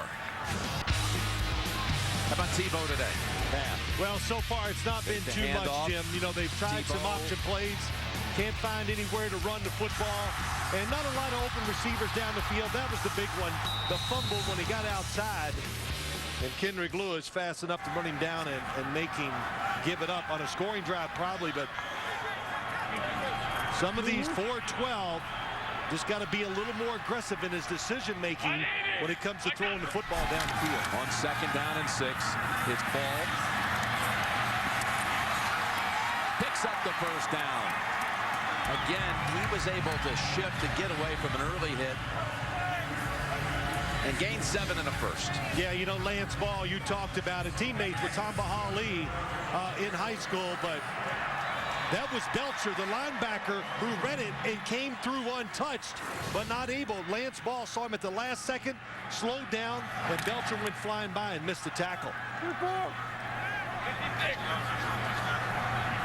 From the 37, McGahee returns, gets the carry, squeezes through a small seam for 4. Well, that's why John Fox, his decision-making was very conservative at the end of the first half. They want the game to get at this pace, and when you're a running football team, you hear it all the time, Jim. What does it do to the defense? You wear it down, you get it tired, and when you do that, then you start to overpower it. These are some good runs by this Bronco offense. They've got 161 yards on the ground. 4 down, 4 down. They had 244 in the win at Kansas City. 2nd and 6. Tebow wanting to go up top this time. Can't find anybody open, and another throwaway. Tyson Jackson and Justin Houston were pressuring him.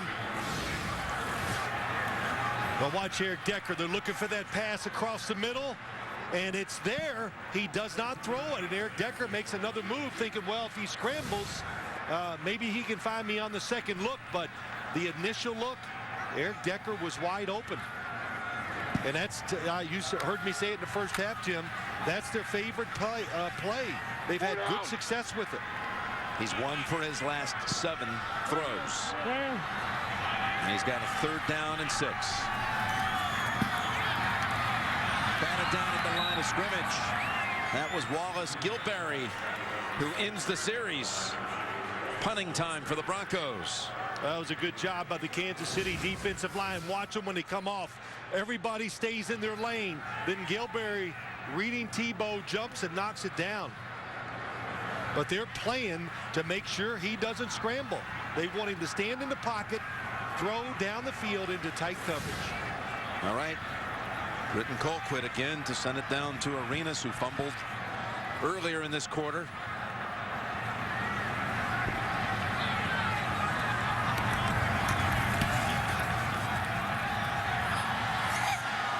And Arena stays away from this one. A backwards bounce. Sees it go out of bounds at 20. 37-yard punt. 7-3 late third. The NFL on CBS is sponsored by the Droid Razor by Motorola. Droid Strong, Razor Sharp. And by Acura. Acura Advance. A 7-3 game, late third. Well, just what you expected? Yeah, it was, Jim. I thought both defenses would have a chance to play very well today against the opposing offenses. One, because of the style, and lack of firepower on the other side. Orton throwing a first down, and it's incomplete.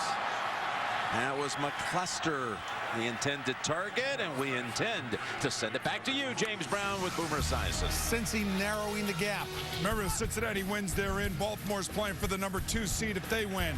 How about Bernard Scott around the left side, 25-yard TD run. Cincinnati closes the gap, 17-10. 3 minutes left to go in the third quarter.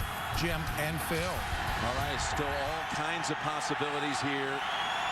Late in the afternoon with Oakland and San Diego. That's an 8-point Charger lead. Second down attempt. McCluster has 6 with that one, running behind Ryan Lilja. How about the way Cleveland's been hanging tough with Pittsburgh? Update on that, JB and Boomer. Rashard Mendenhall's replacement. That's Isaac Redman, and Coach Cowher said this is a purist game. It's pure ugly from an offensive standpoint, but Pittsburgh takes the lead 13-6. 5 minutes to go in the third quarter. Cowher would object to that characterization, but I hear you. Back to Jim and Phil. All right, that's the game's first touchdown there. 13 unanswered for Roethlisberger and company. Again, Dwayne Bowe still out. Third down and 5. Pocket completely sealed, and the pass tipped and incomplete. Chris Harris. Chris Harris, number 25. He is an excellent slot defender. How about that? Right with Preston, and once he makes the move, he goes underneath to get the interception. Kyle Orton threw it where he wanted it. Pretty tough decision. Got to be careful. There was Quentin Carter, since the ball was touched, able to really body block Preston from catching the ball off the rebound. Right, good point. So a 3 and out. And a spiral heading down to Eddie Royal, backpedaling to the 15. Waiting, now going. Sidesteps, couple of hits, and he's out to the 29 with a flag.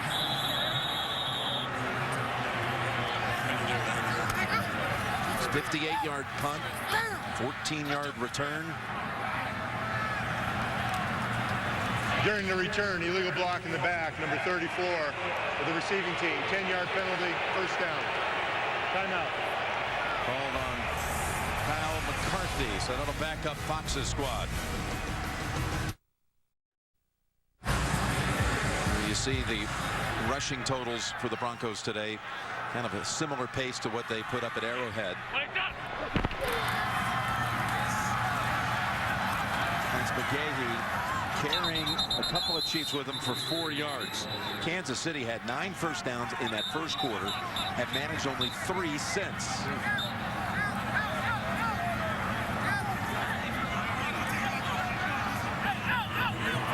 All right, out west, San Diego puts up a touchdown in the third quarter to go up 15 on Oakland. If the Chargers win, what happens here doesn't matter. Denver would win the division based on the tiebreaker of common opponents.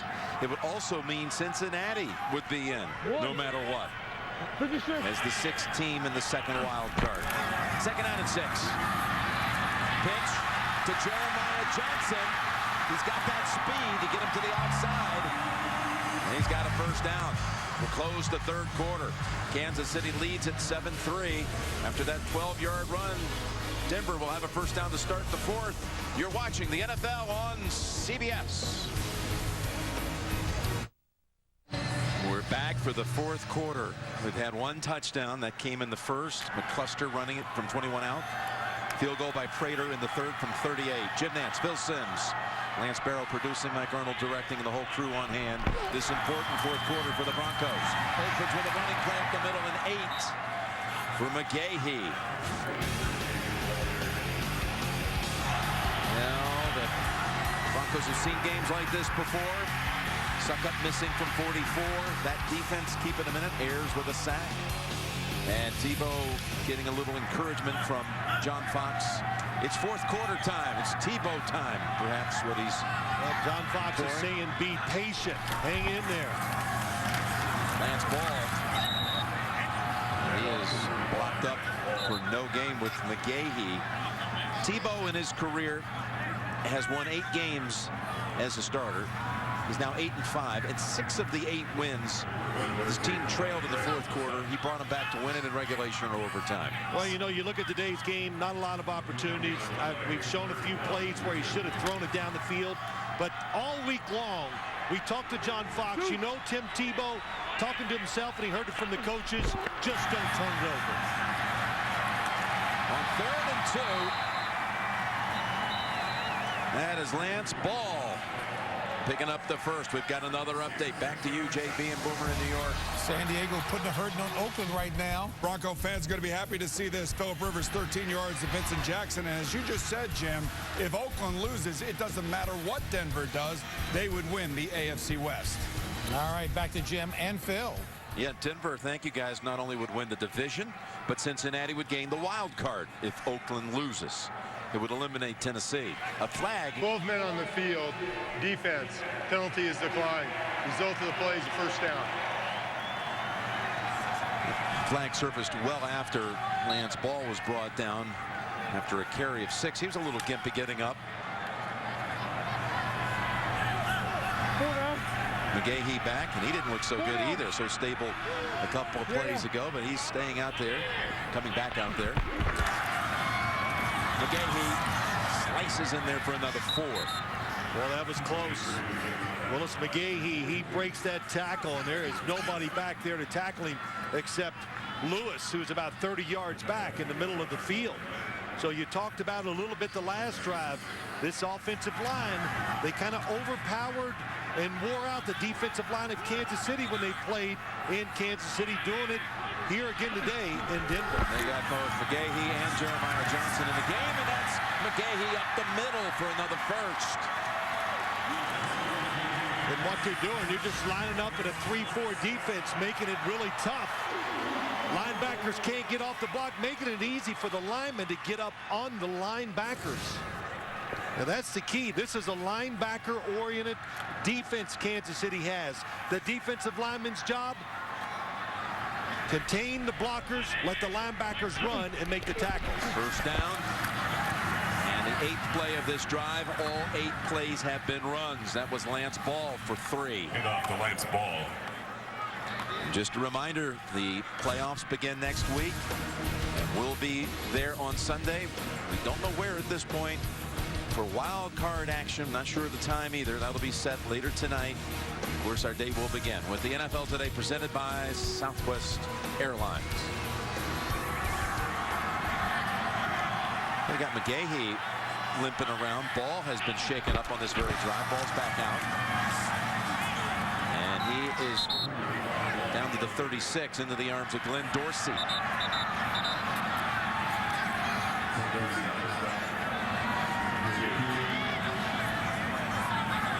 Denver playing this in a very similar fashion to the way they played down in Kansas City. Yeah, they are. You know, in every play I think, okay, this is going to be the one. This is where they're going to do some type of move and try to get that deep throw down the field.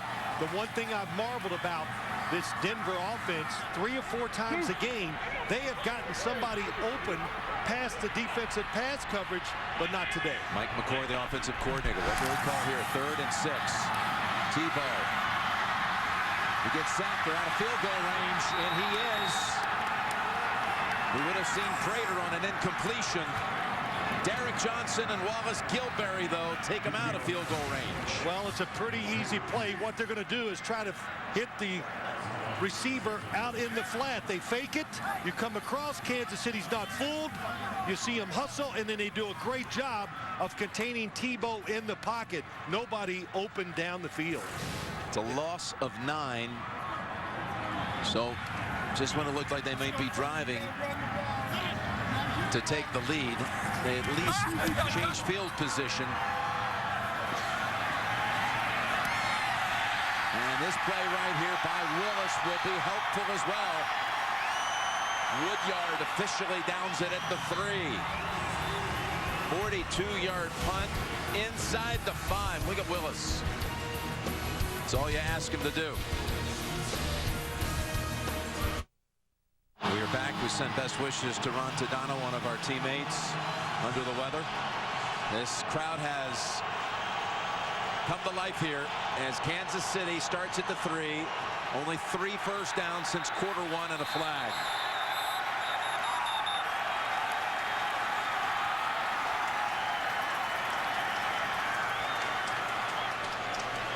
False start of the 73 offense. After this is the ball, we make first down. As you get down here, the communication between quarterback and center is so crucial, and they've got really one of the real survivors of the game, Casey Wigman, in his 16th year. You don't know how much more he's going to play, if he's going to play any more at all, but remarkable man at center. There he is. You said it, 16 years. He said, I still get nervous before the games. And I said, why would you get nervous? He goes, look at the guys I have to block. Yeah. I'm 280. They're monsters. They're much bigger than me. Running it out to about the 3 is Thomas Jones. Yeah, Wigman came into this game with over 11,100 snaps, consecutive snaps, without missing a play. Well, he showed it. He walked into our meeting last night.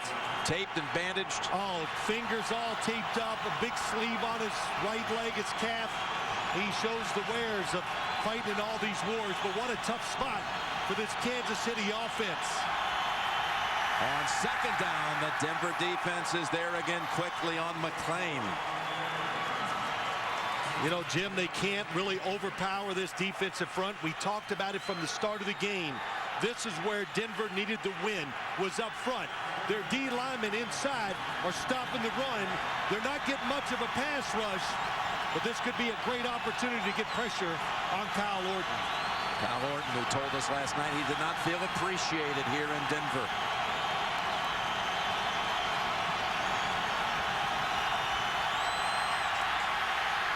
Outside, Jones brought down at the 7. 3 and out for the Chiefs. And you know what? It's a good call by the Kansas City Chiefs. Don't take a chance. Speed is what this Denver defense has. You think, uh-oh, he might have the edge. But Andre Goodman, what a job by him. Keeping the force. That way Thomas Jones couldn't get outside and get that first down. Dustin Colquitt.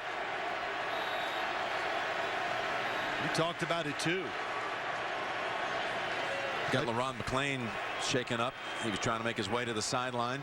Kansas City offense, Dwayne Bowe not in there. Hard to create plays. That has been a big loss for them here in the second half. After that monster first half of 6 catches over 80 yards. I'd have 90 to think, yards. Jim, if he was in the game, they would have thrown it last down, because this Denver defense is not changing. They're playing to stop the run and putting all the pressure on their corners to cover those receivers. LaRon McClain, who used to be in the Baltimore backfield with Willis McGahee. There's Bowe. Doesn't look like he's going to return after that neck head injury late in the second quarter. Crowd sensing it might be an Eddie Royal moment.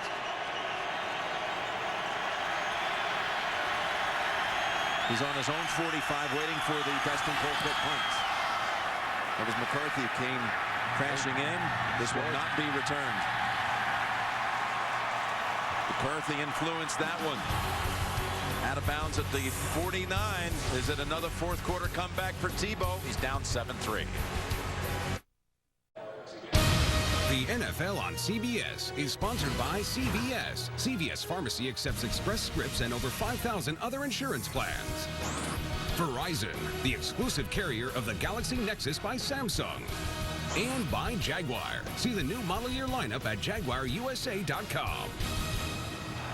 A Denver drive that commences at the 49 of the Chiefs. And they run it up the middle for 3 with McGahee. For a guy that throws so much in practice and warm-ups, talking about Tebow. Yes. They don't ask him to throw too often in the game. No, they're back to the formula they really want to play. And this team, we said it too, this is the team that was perfect for them to play the style that gave them that winning streak, Jim.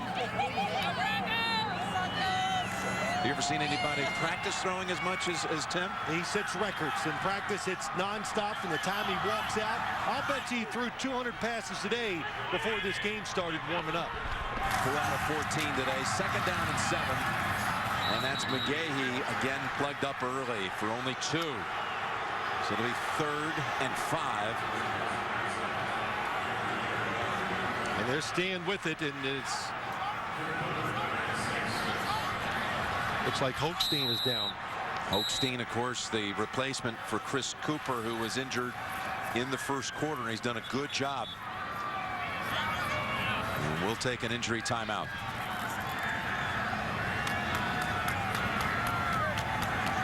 All right. Well, Hochstein able to get up under his own power.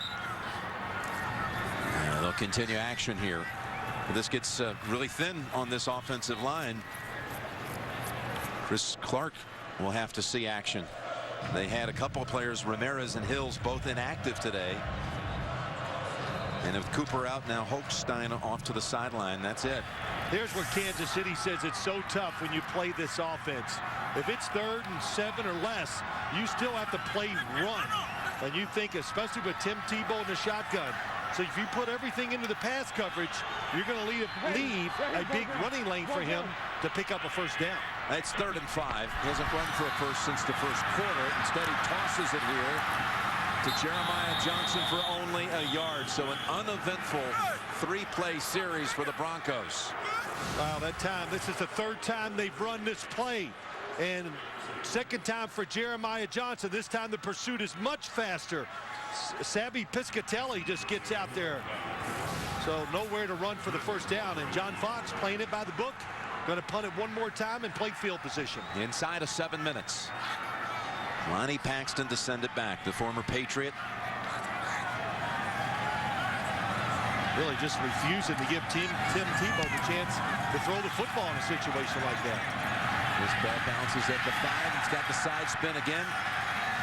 And down at the 10. Virgil Green downing it. 33-yard punt. 6.5 to play.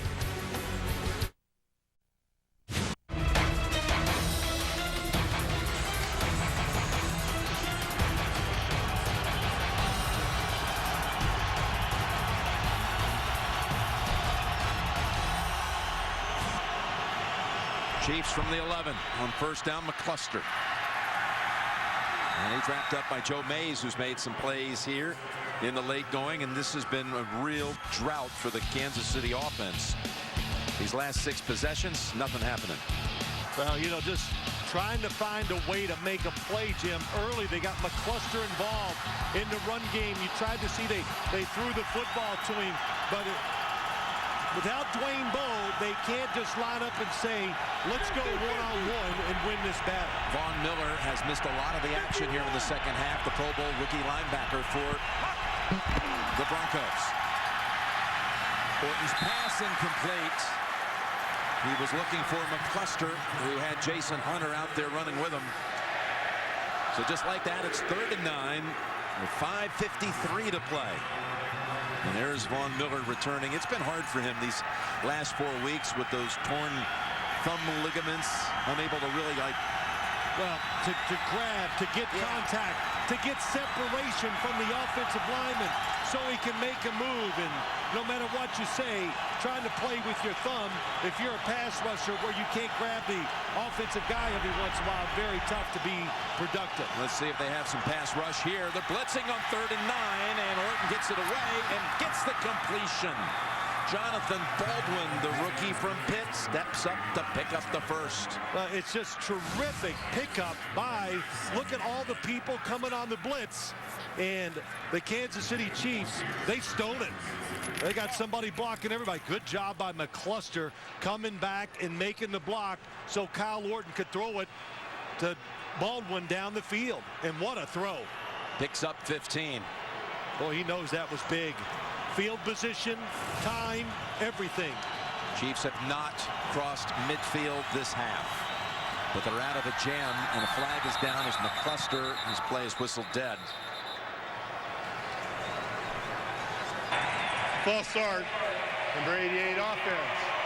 5-yard penalty, still first down. We'll have your playoff edition of Inside the NFL this week on Wednesday on Showtime.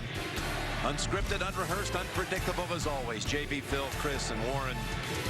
Inside the NFL Wednesday. So Kyle Orton, before the season began, right after the lockout was settled, it looked like he might be going to Miami. Starting the season here. You're right, that deal fell through. Miami decided, no, they did not want to trade for him or pay him. Timeout before the snap by Denver's defense. Dumerville was limping off the field, and the Broncos call a timeout. The NFL on CBS is sponsored by Subway. Start the year right at Subway with a fresh twist on turkey. Subway, eat fresh. And by Contraband, starring Mark Wahlberg and Kate Beckinsale, in theaters January 13th. Talk about a happy new year. Joe Canavan, our director of production services, a grandfather for the first time, 2 hours into the new year. His daughter, Christine, giving birth to a little baby girl, Lucinda. Congratulations. First and 15. Dumerville is back out there. There's the throw across the middle to Copper. Bruton has hold of him. And Carter finishes off with a flag. He was late getting there. That's going to be 15 big ones on Quentin Carter. That was a play similar to what we saw the New England Patriots do against this defense. Personal foul, unnecessary roughness, late hit from the 28 defense, 15-yard penalty.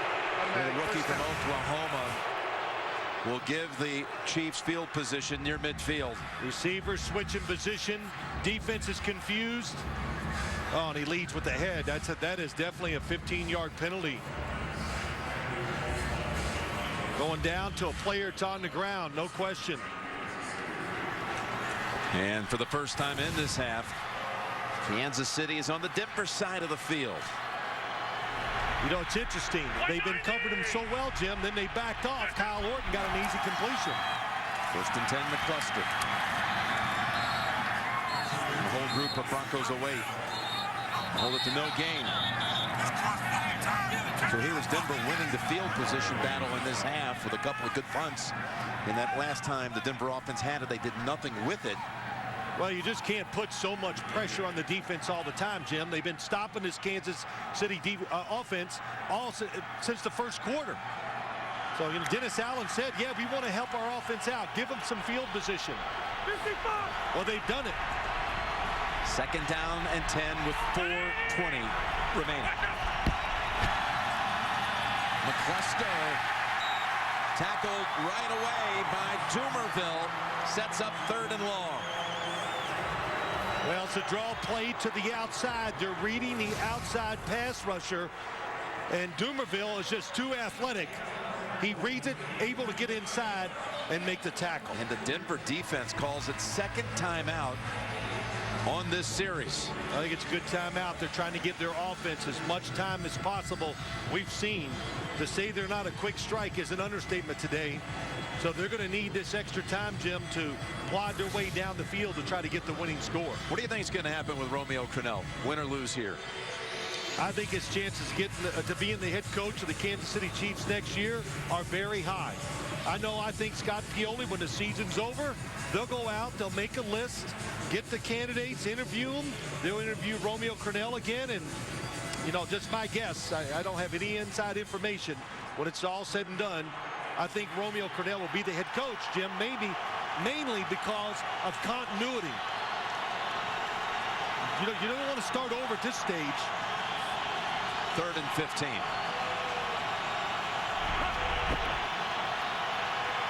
They go screen incomplete. Pass was low for McCluster. Kyle Orton will come off the field. He'll take the team charter back tonight to Kansas City, only to drive back to Denver tomorrow to rejoin his wife and little baby girl Olivia. They lost the battle that time. Good blitz by the Denver Broncos. They were not going to sit back and watch Kyle Orton throw it down the field and maybe win the game. Well, here we go. 4 minutes, and the ball's coming back to Tebow and the Broncos. And they'll have one timeout to work with.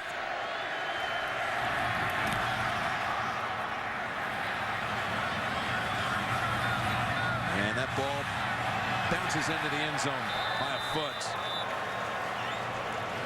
Bring it out to the 20 and take it out to New York. James Brown and Boomer Esiason. Baltimore getting a little breathing room. Maybe Tebow time in Denver. It's Ray Rice time in Cincinnati. He's going to go for 51 yards after a Jermaine Gresham fumble for the Cincinnati Bengals. Baltimore takes the lead 24-13 late in the fourth quarter. Rice wanted more touches. He's got them maximizing. Jim and Phil. Okay, well, you heard even Boomer say Tebow time. Wouldn't it be something if he did it again to win the division? They had that 6-game win streak that was snapped 2 weeks ago by New England, but in that 6-game win streak, embedded in that, a number of scripts and stories that are almost impossible to believe. On first down, he's wanting to fire long. Going down the field to Decker, he's overthrown him, but there's a flag down at midfield.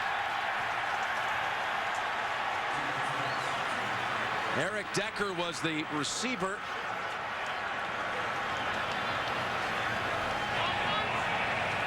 Illegal contact, number 42, defense, 5-yard penalty, automatic first down.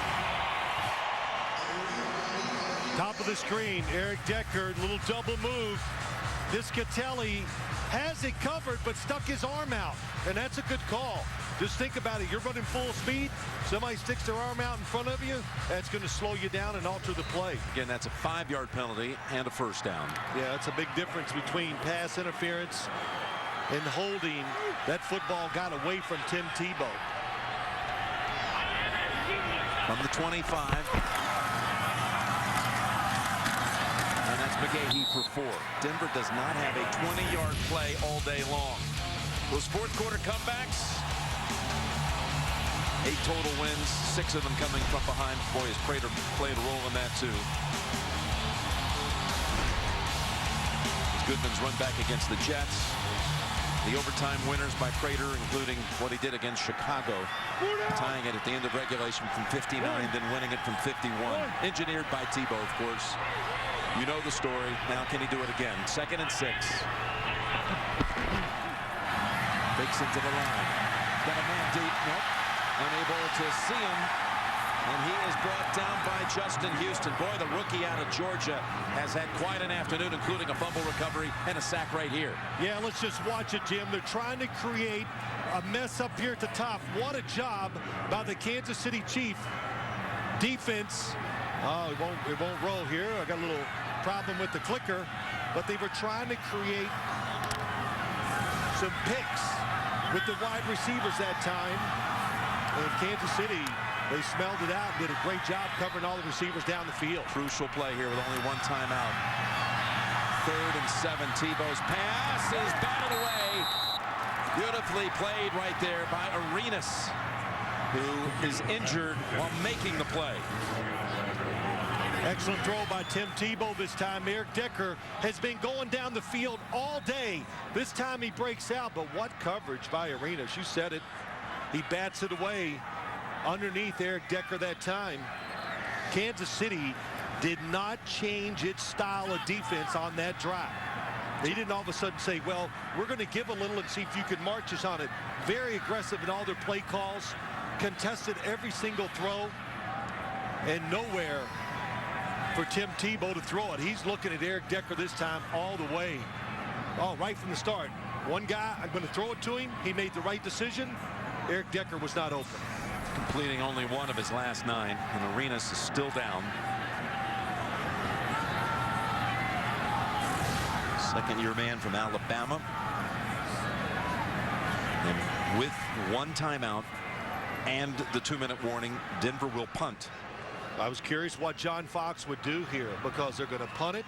You have the 2-minute warning that's going to stop it, Jim, and then they're going to run the second down play. You use your second timeout, so they'll get this ball back with no timeouts if it goes according to plan, probably inside their 20-yard line.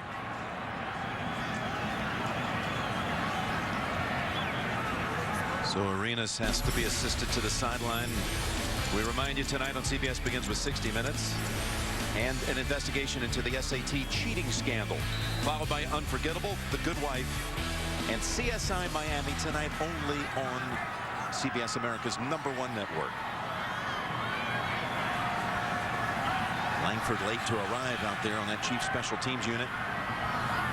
McCluster is the return man back at the 15. It's a low punt.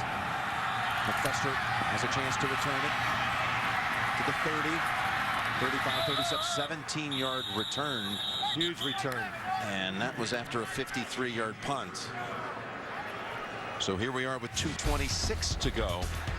Again, Denver wins the division with a victory or an Oakland loss. And the Raiders are battling back in that game. The Week 17 struggles for the Broncos. A franchise that has not been to the postseason since the 2005 season. Needing their defense to make plays again. Thomas Jones dropped for a loss. That's Mays again and DJ Williams. Timeout Denver. That's it for them. For those of you expecting to see 60 Minutes, you're watching the NFL on CBS. The game between the Chiefs and Broncos. Jim Nantz, Bill Sims, and all the crew here.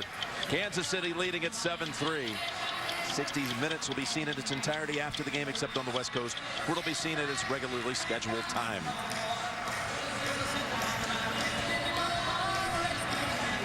I think there's no doubt when you watch this situation here, the Kansas City Chiefs, they're going to run the football, Jim, get it to the 2-minute warning, and then I really expect them to run it again on third down, or if they throw it, it's a screen, something to extremely careful, punt the football and make Denver drive the football to win. 2nd and 13. Thomas Jones slashing outside. No, does not get away from Hagan, who makes a tackle by the ankles for no gain. Take it to the 2-minute warning with 3rd and 13 coming up out of the break.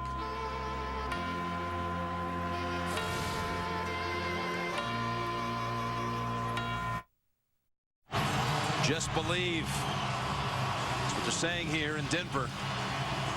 As they urge that defense to make a play here, we'll call it 3rd and 12. Broncos are out of timeouts.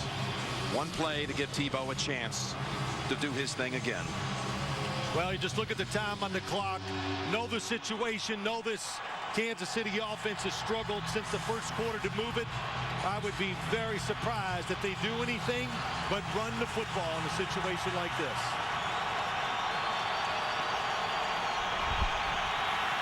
They do run it. And well short of the first is Thomas Jones. Got an update again on Oakland, San Diego. Right back to you, JB and Boomer. Hey, Jim, Oakland's fighting for its playoff life. All right, Carson Palmer's going to find Kevin Boss for 22 yards. They're going to close the gap, 31-26, 9:37 left in the game. Oakland trails San Diego. Jim Nantz, Bill Sims. Wow. So this AFC West is going to be decided in this 7 o'clock hour East Coast time. Out here in the Mountain Time zone is getting mighty interesting. That running play, just what you suspected, would run it down to about 110. And Broncos, again, no timeouts. Now the Chiefs take one with 1:12 to play.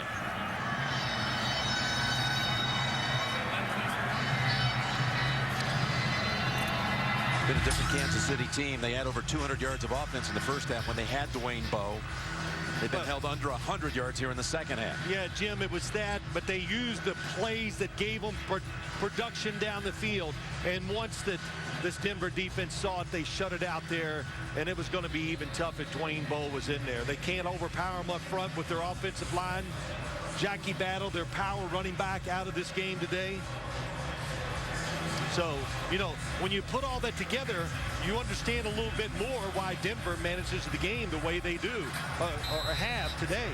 Eddie Royal, I mentioned it earlier, has a punt return for a touchdown. Eric Decker also had a 90-yarder for the Broncos. So this unit, this punt return team for Denver, has produced 2 touchdowns this year. Dustin Colquitt. Royal wants to do something with it. He feels it at the 8. Long hesitation.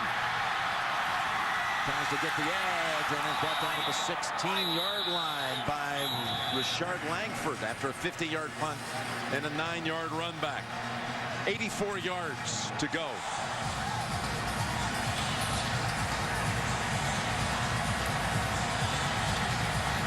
Always interesting situations like this. Now, you do not gamble and overplay if you're a defensive back for the Kansas City Chiefs. Your #1 goal. Tackle them in bounds.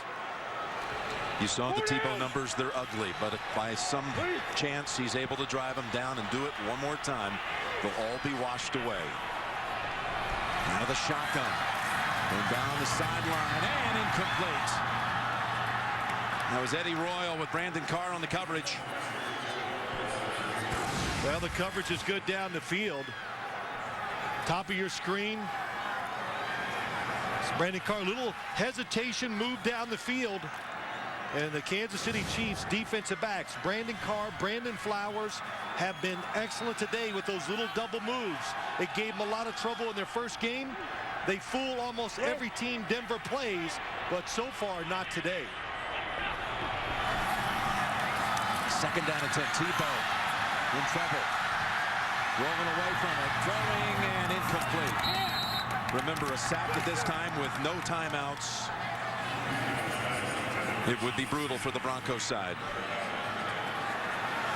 It really is. And, you know, I made that little comment. How will Romeo play this situation? They are up on them and challenging every step. We said to Romeo Cornell last night, well, okay, they don't throw it that great. Will you play some zone defense and help all the guys against the run? He goes, no. We will challenge the wide receivers make tight throws down the field. Tebow's misfired on his last 7. Third down throw. It is caught. Trying to get out of bounds. Trying so hard, but Flowers holds on. There's a flag down in the offensive backfield. Personal foul.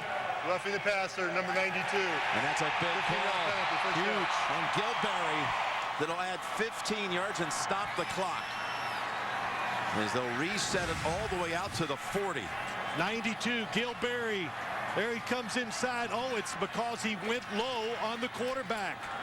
And that is a roughing the quarterback.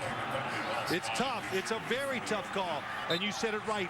15 yards, and it stops the clock. Demarius Thomas with the catch on that 3rd and 10 situation, plus the 15-yard penalty. Now 60 yards to go.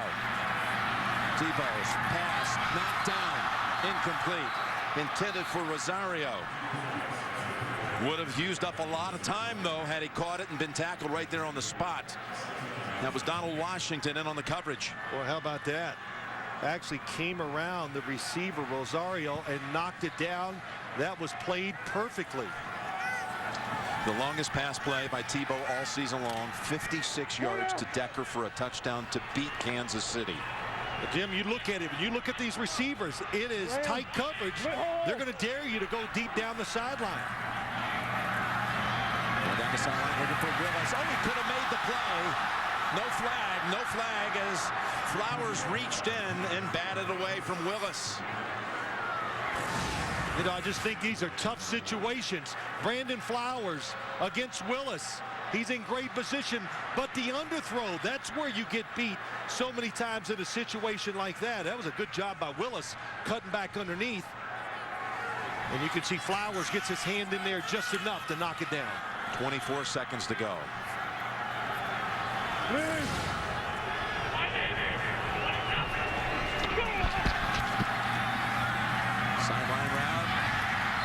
good for a catch, but it'll be 4th and 2 to go. That's Thomas with 19 seconds. 4th and 2 and 19 seconds. And no timeouts. Well, you're almost forced to is to throw the football. If you run and get the first down, by the time you clock it and stop the clock, you're only going to have time maybe for one throw into the end zone.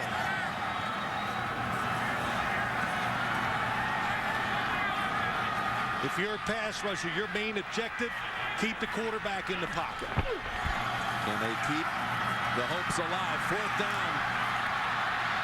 Tebow lofts it, and it is intercepted. And the Chiefs are going to win this game. That is Brandon Carr with the interception.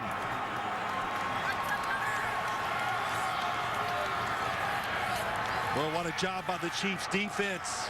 And it's really appropriate. The corners for the Chiefs played outstanding today. I know it's not a prolific passing attack they face, but they didn't give up any of those big plays down the field that's been winning games for the Denver Broncos. And now the Denver Broncos have become the biggest Charger fans in the world. How about Romeo Crennel, how he's going to feel after this game today, beating the Green Bay Packers, beating the Denver Broncos team that all they needed to do was win and go to the playoffs. I don't think Kansas City will have to look too far to find a deserving head coach. The next man to lead them on. Crennel and Kansas City come in here and hand Denver a 3rd consecutive loss. 8-8 now. And now a waiting game. Can San Diego beat Oakland to give them the division?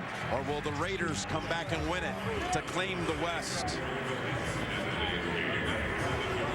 Jim Nance and Bill Sims saying so long.